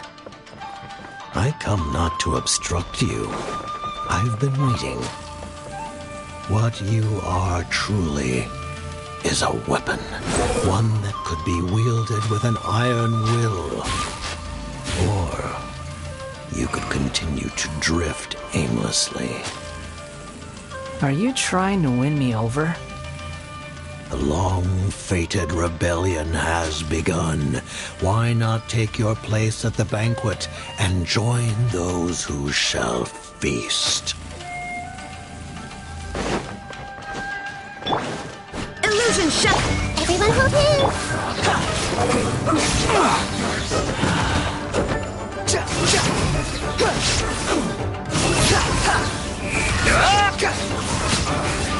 I guess this is it.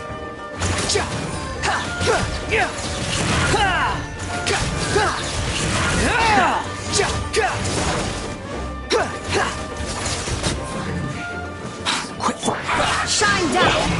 Teamwork is dreamwork! The killjoy could only just begun. Breaking a sweat! Miscalculated duty! This should be fun! Illusion shot! Commit it to memory! Squall Fury! Upon the gale!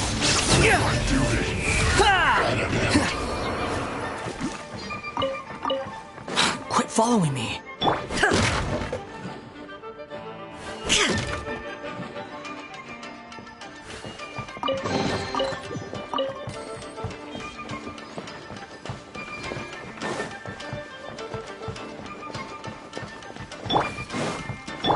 The wind rises.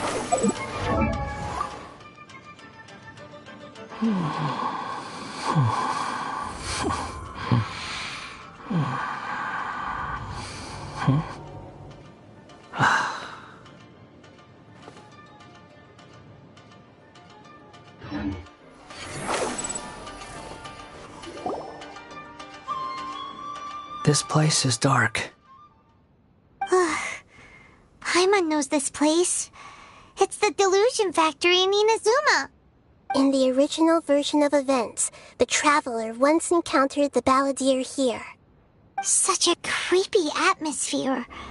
And so familiar.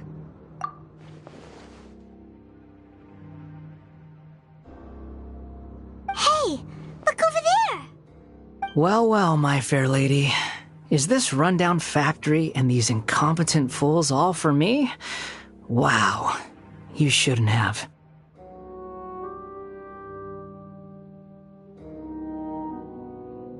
Huh. What do you have to gain from belittling your subordinates? You might not want to admit it, but you are a part of this plan. Perhaps you find fighting in the abyss to be a more meaningful use of your time? Oh, but of course, even this pales in comparison to being experimented on by the doctor. What a sharp tongue you have. Funny how negotiating never seems to be your strong suit. For the task ahead, I suggest you keep your true feelings to yourself. Save your breath. I know what I have to do. I'm sure you think so, but I still think you need to hear it. Don't start thinking you're invincible, and don't let your emotions get in the way.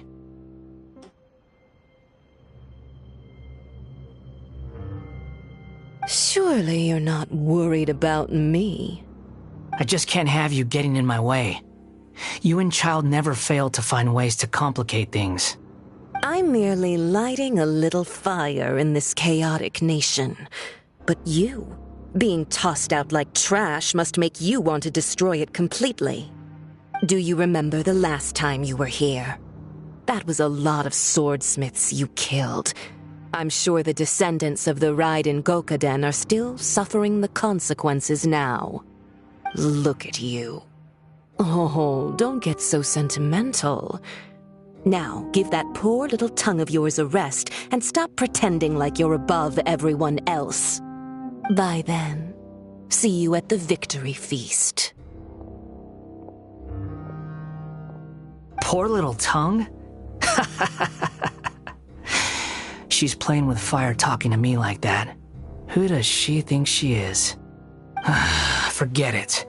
Someone might find me here any minute now. I should prepare to give them a warm welcome.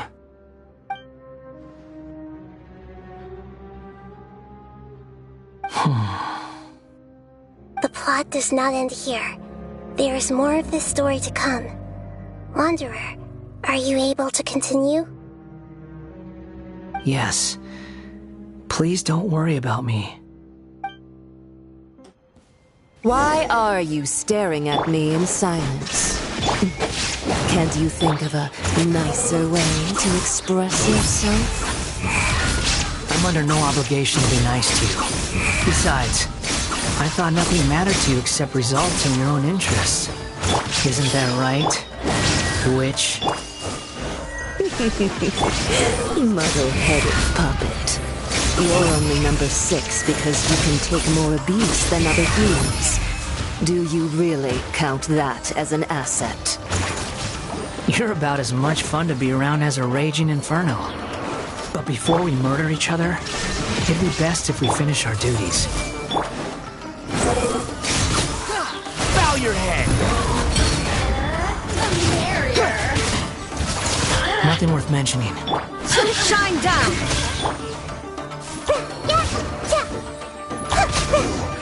Can't run from death.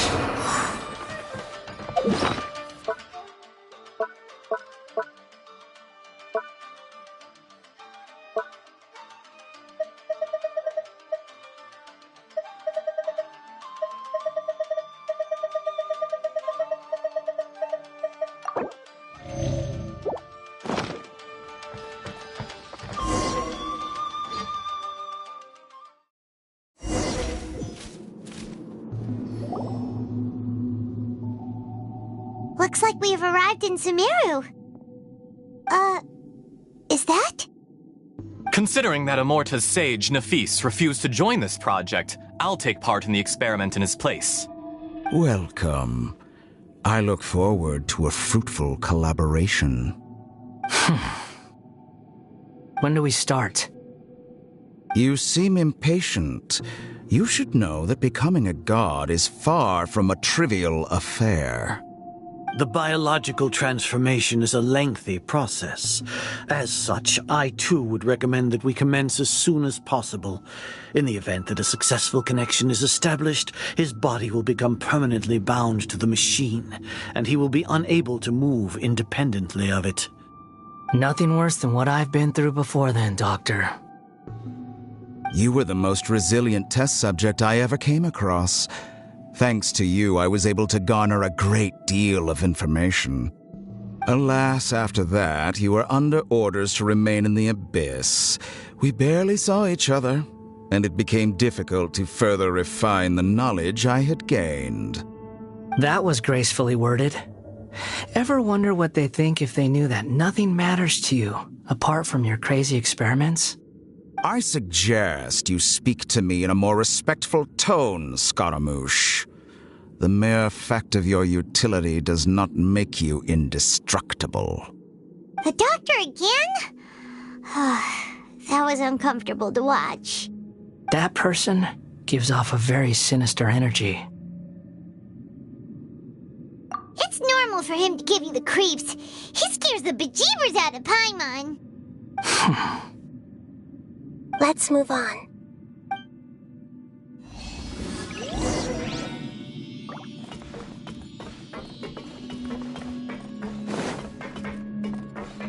Squall Fury!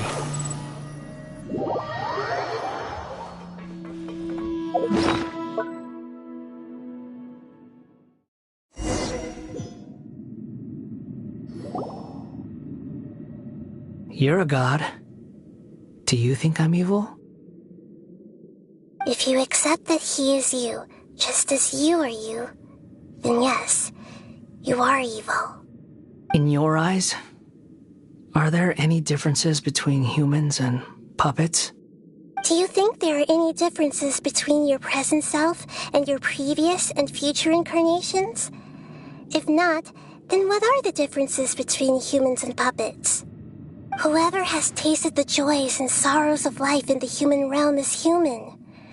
Whoever has loved and lost, cried with grief, howled with rage at the tragedy of death that eclipses the miracle of life, they are human too. I've seen enough of my past. If possible, I'd like to reclaim the sins that are mine to bear. No matter the consequences, I won't run from blame or punishment. Whatever I am due, let it come to pass. Can you return my memories to me? Huh? But won't that mean you'll lose your current identity? I've always believed that human lives follow a set of rules, with each person being a collection of past experiences. As a puppet living in a human world, my life is subject to the same rules. Regaining your memories means reverting completely to your previous incarnation. All the emotions that you discarded will return to you. Are you sure you want to do this? I've lived with the void in my chest my whole life. My creator didn't need me. And ever since I awoke, I've just drifted from one place to the next. But then I met you. And I finally realized that reclaiming my missing sins might be my one opportunity to become my true self.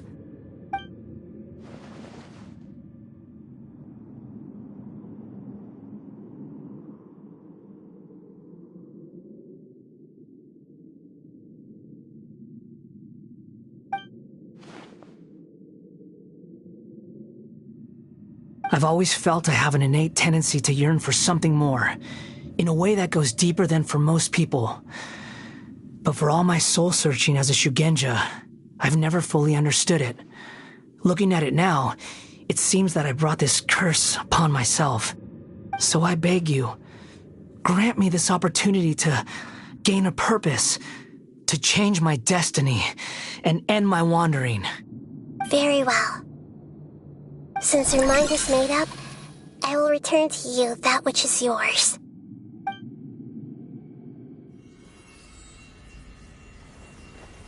You have made your decision. Now, take this.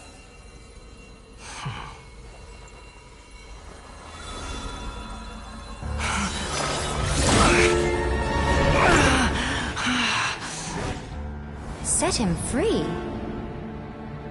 A puppet? What's he doing here? You're a human as far as I'm concerned. Everyone's here. Wonderful. What a fine blade. Nagamasa will be thrilled.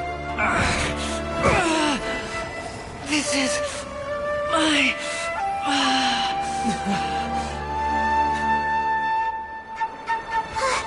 Is he alright? No way!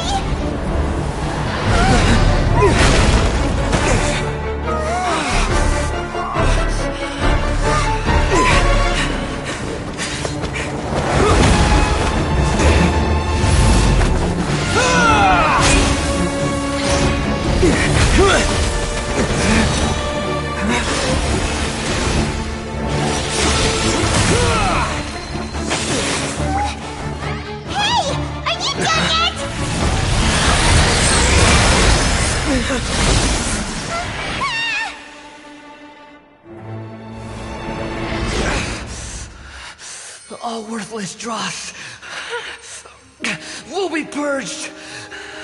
That's why this won't be the end.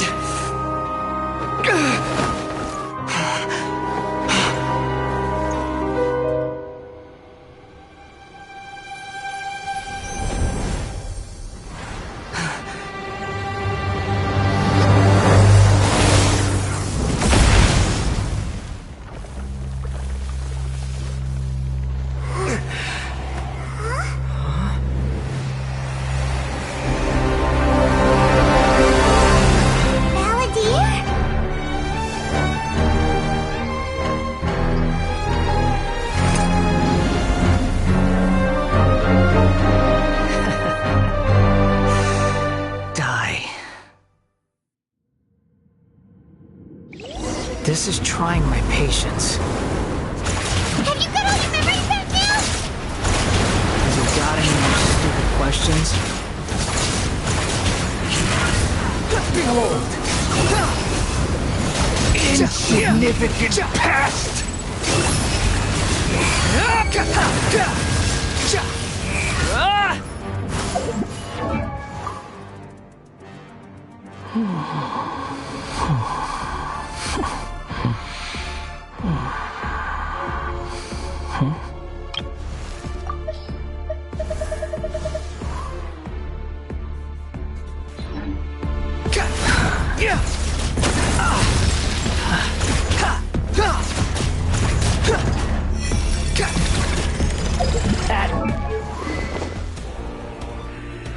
Command, you shall fall! Squall Fury!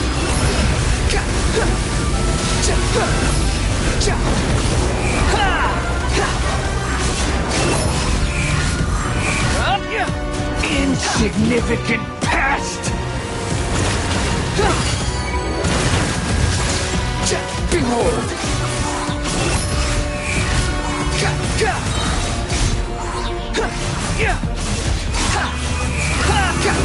Know your place! Perish!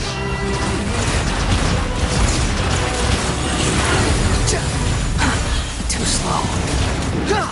My endless cycle begins! Quit following me. Squall and Fury. Nothing worth mentioning.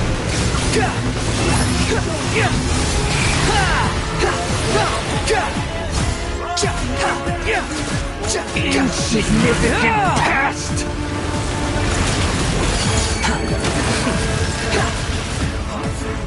Behold!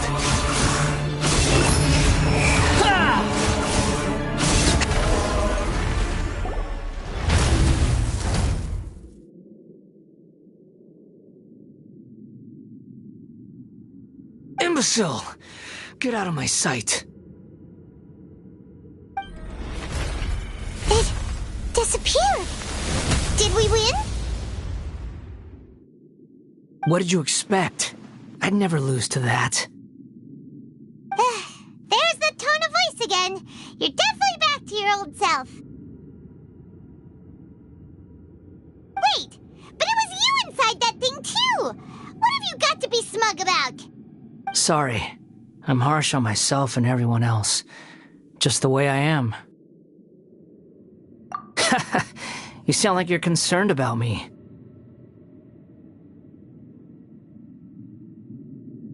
But don't worry. Thanks to you, even if I didn't change a thing, at least I now know the truth. The memory recovery seems to have been a success. This dream has served its purpose. Come on. Let's continue this outside.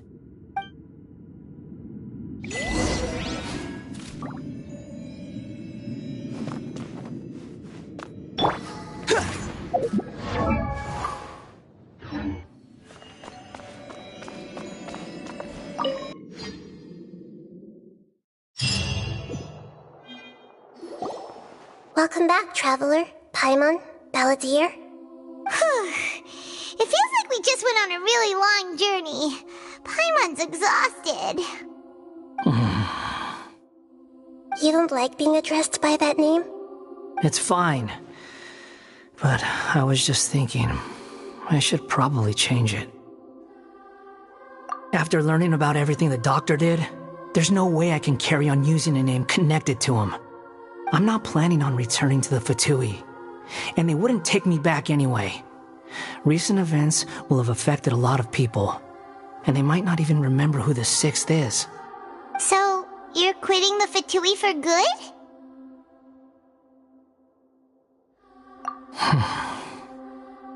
It's like you said, Lesser Lord Kusanali. Everything may look futile, but it wasn't completely meaningless. At least I made a lot of people forget about me.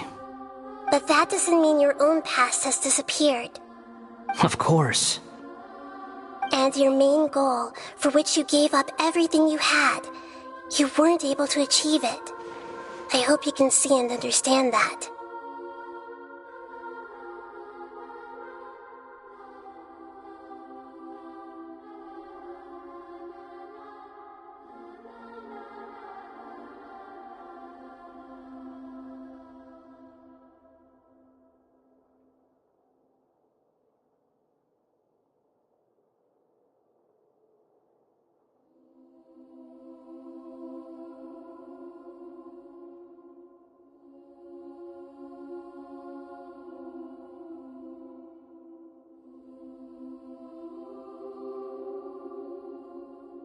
Changing the world, changing the past, changing the fates of other people, these are not simple things to accomplish.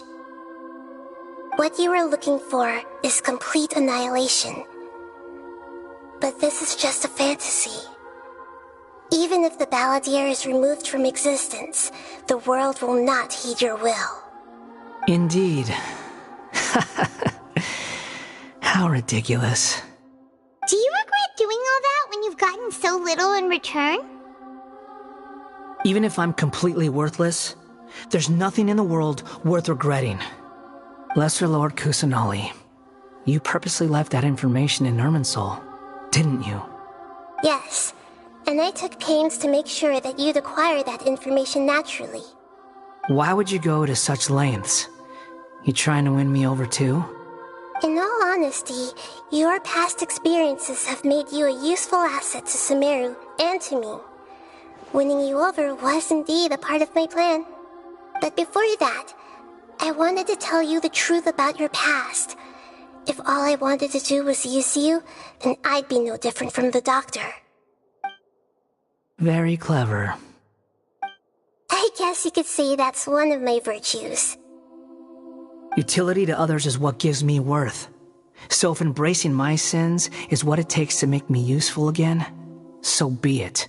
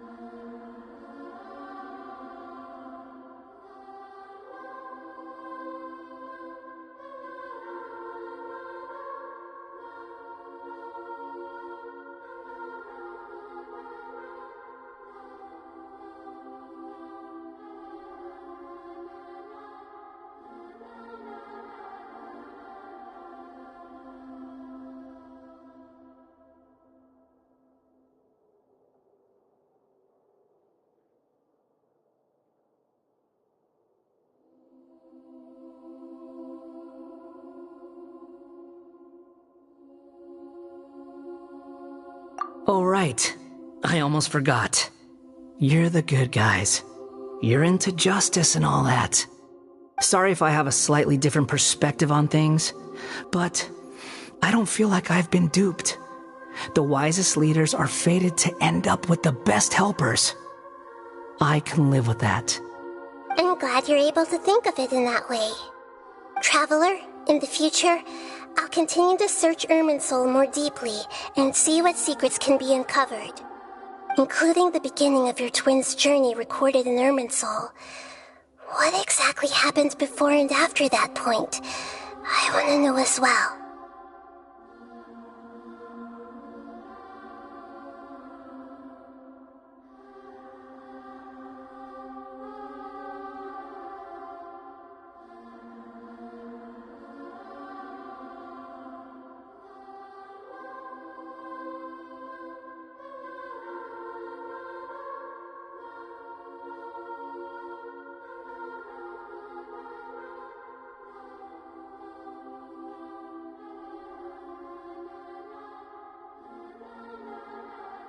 I will try.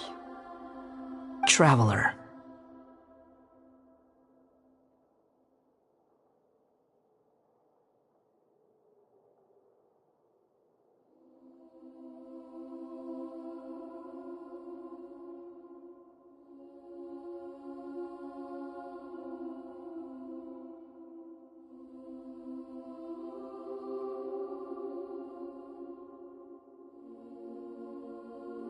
After I dove into the information torrent in Irminsul, why did you go to Inazuma?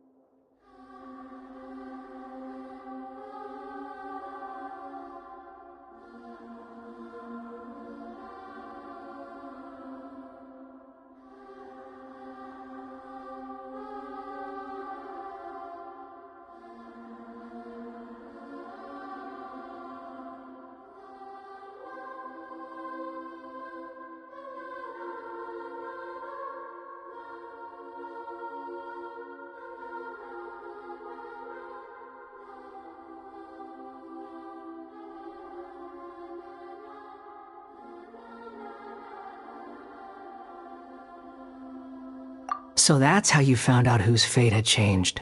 And how? Well, whatever your reasons, you did me a favor. And I'll do everything I can to pay it back.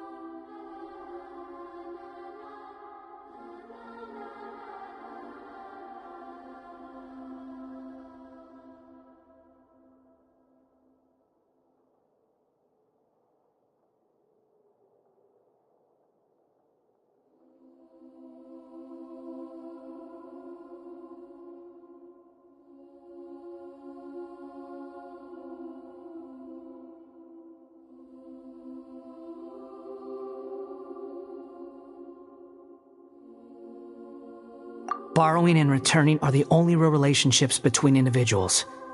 I'll balance the books one day. Don't you worry. That's not true. A relationship between two people is not simply a ledger that can be reset to zero. I think deep down you realize this. People who show up in your life don't just evaporate like water drops and leave nothing behind. There is no such thing as balancing the books. Some things in this world can never be brought back, and they can never be changed, which is why there is emotion in the human world. Everything that you feel is real and lasting, and whatever is missing in you will not be made whole. To be human is to live with imperfections. You can choose whether or not you want to be human. But humans can't live without a heart, can they? Anyway, I gave up trying to become a human a long time ago. You understand what pain is perfectly well, even without a heart. You're just bearing your feelings.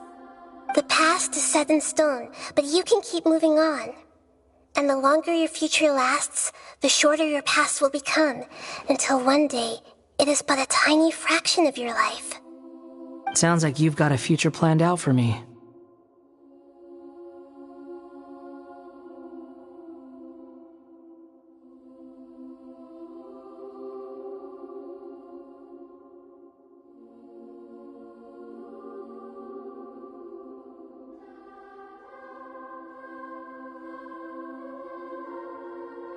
Everything's ended up being pretty darn complicated. Paimon doesn't even know where to start, but the most important thing now is that you need to follow Nahida. Otherwise, all our efforts will have been for nothing.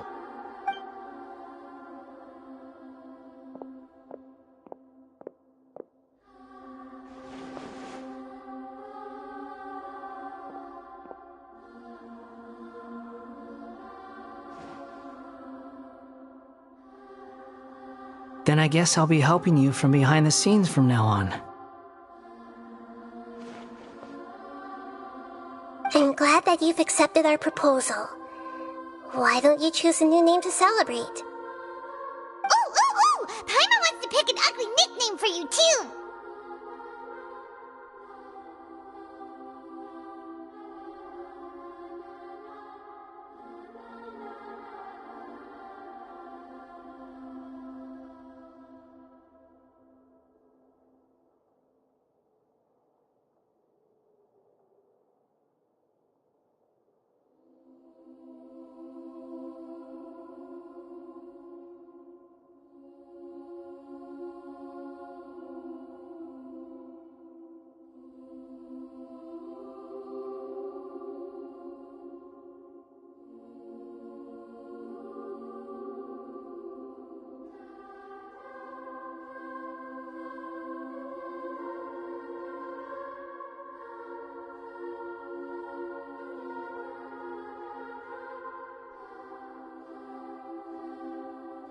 Why?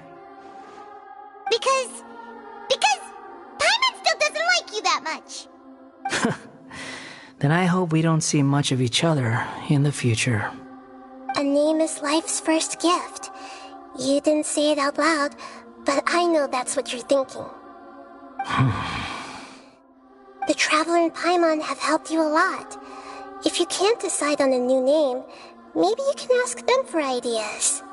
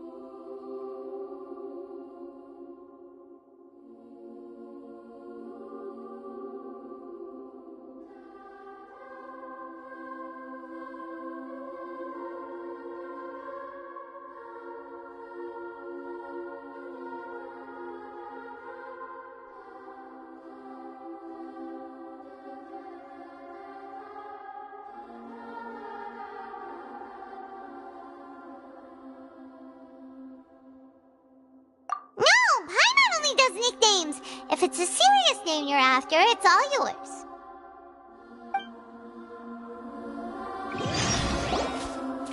Have you got anything?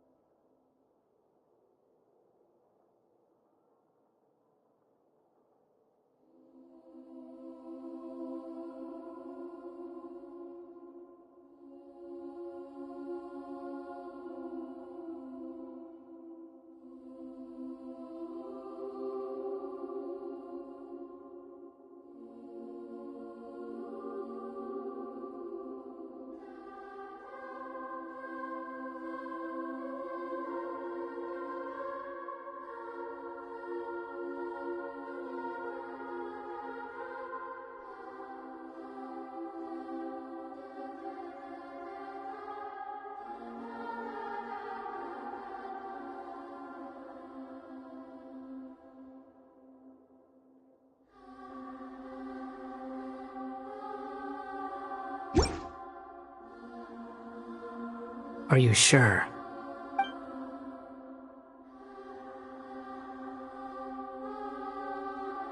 Oh, alright. If you say so.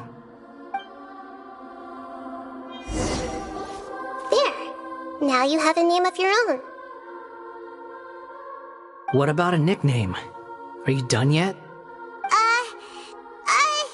Still thinking. Stop rushing me!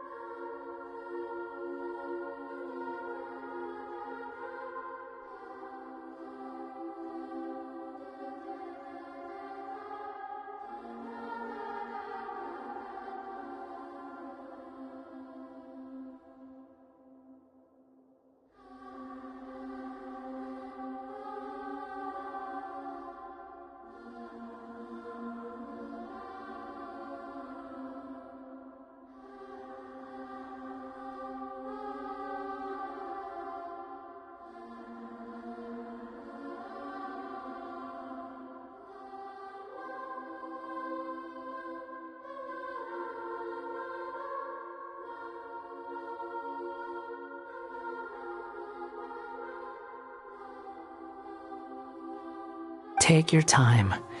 I don't need to see you again until you've thought of one. Everyone who manipulated me and made me suffer will have to pay the price. You mean the Fatui? The doctor, at least. Now that your stance has changed, I believe your future path will change accordingly. But it won't be immediate. You still need some time to compose yourself. One more thing. There are still some descendants of the Raiden Gokuden living in Inazuma. Some of them know. Well, they ought to know about the connection between Raiden Gokuden and myself. I don't plan to leave Sumeru for the time being. If you see them in Inazuma, please tell them that I was the one responsible for the Raiden Gokuden's downfall.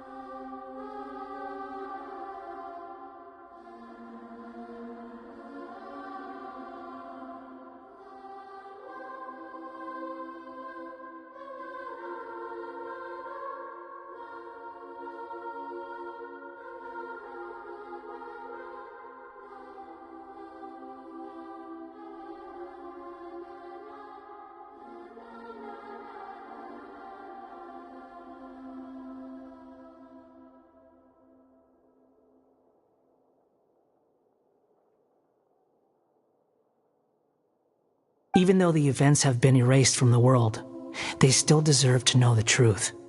I see. That is up to you. Huh? But if we do that, then...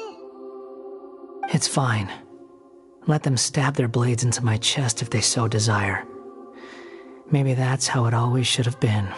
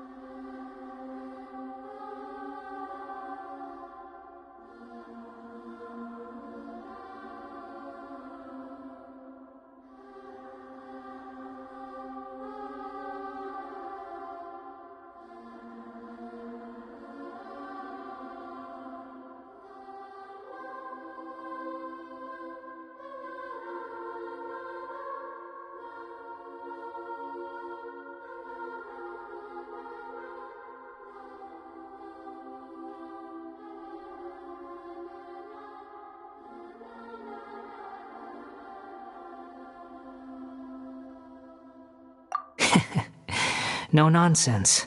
I like it. Alright, let's call it a day.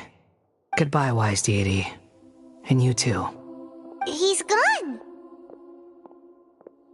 What he went through today would have been like living an entire lifetime in an instant. He'll need some time to calm down. Yeah, true. But even so, after everything that's happened, he doesn't seem quite as fierce anymore.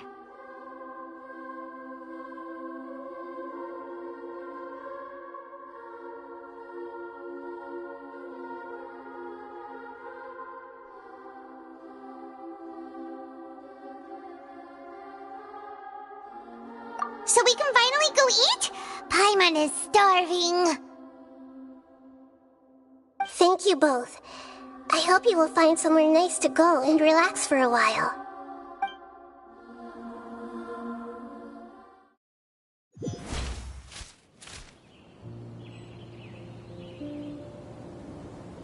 I've got it! I can end my novel with some words from Mikoshi Nagamasa. You mean because everyone else in the story is dead?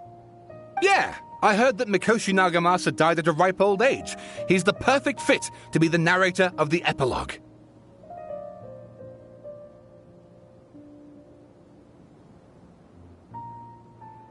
The dark clouds had dissipated, but they continued to cast their shadow in Mikoshi Nagamasa's mind for decades to come.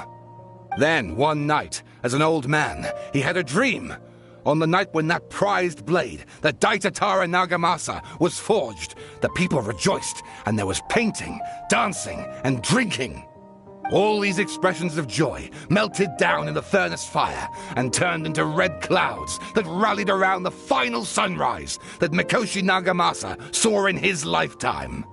Life is a story too long to be told, a journey that you must walk to behold.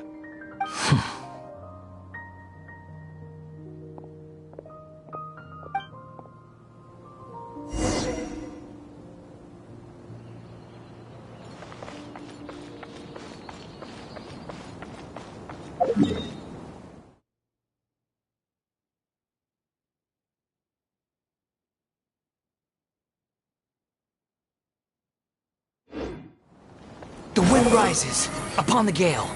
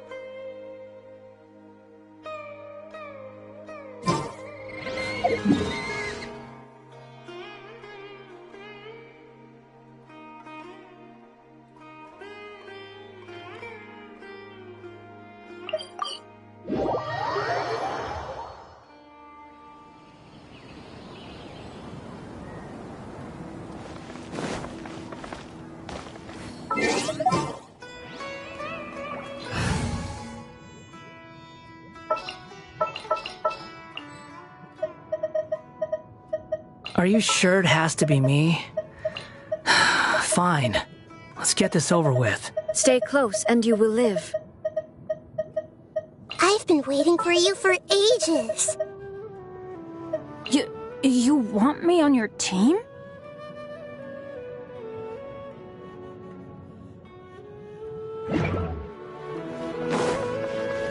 Squall Fury! Huh!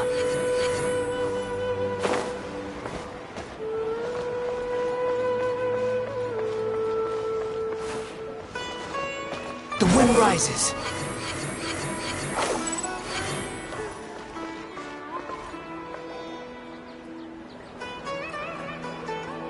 Whew, it's about time we had a break. soon as you stop, all the tiredness and hunger comes rushing back.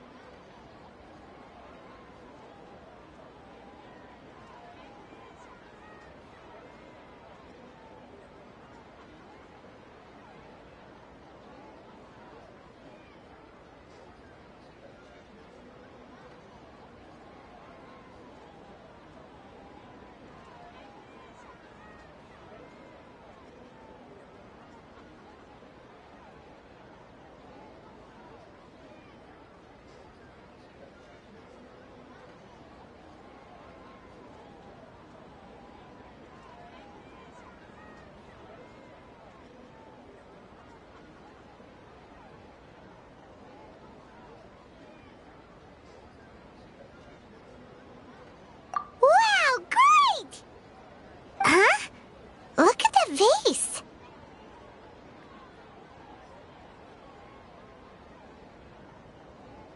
Did someone break it while they were cleaning the room or something? But Paimon doesn't remember there being a cleaner.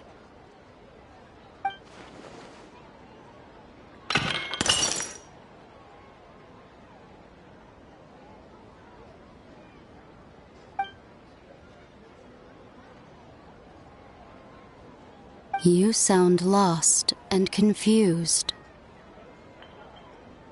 I know why you are troubled. Any who knew of this would find their mind overwhelmed. Huh? Is there someone here talking to us? Unfortunately, the fate of Tevat cannot easily be changed. Perhaps a god may have a slim chance, but for anyone else, who can say? When a small animal runs into a tree trunk, though the tree may sway, it is not displaced. The same is true of fate, like a vase that falls to the ground. Whether it is broken by a cat or by a bird, the result is still a broken vase, is it not? Who are you? How do you know about all this? History does not change easily, but human hearts can. Believe your own eyes. Only that which you see is true. What is unseen is but an illusion.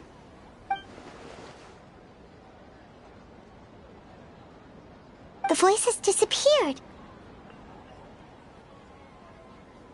And who the heck was that? And what were they doing coming out of nowhere and saying all that scary stuff?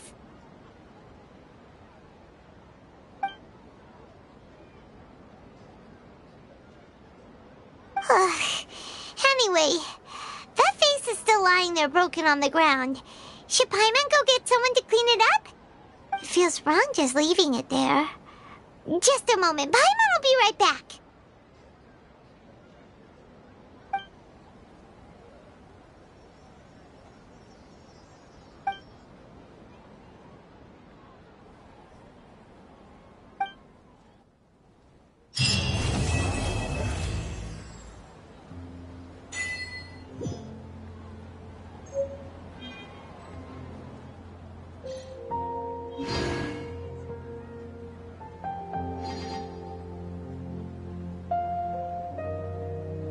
There's no need to exchange pleasantries.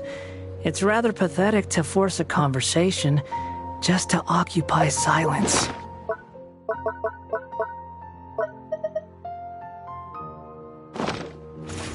Quit following me.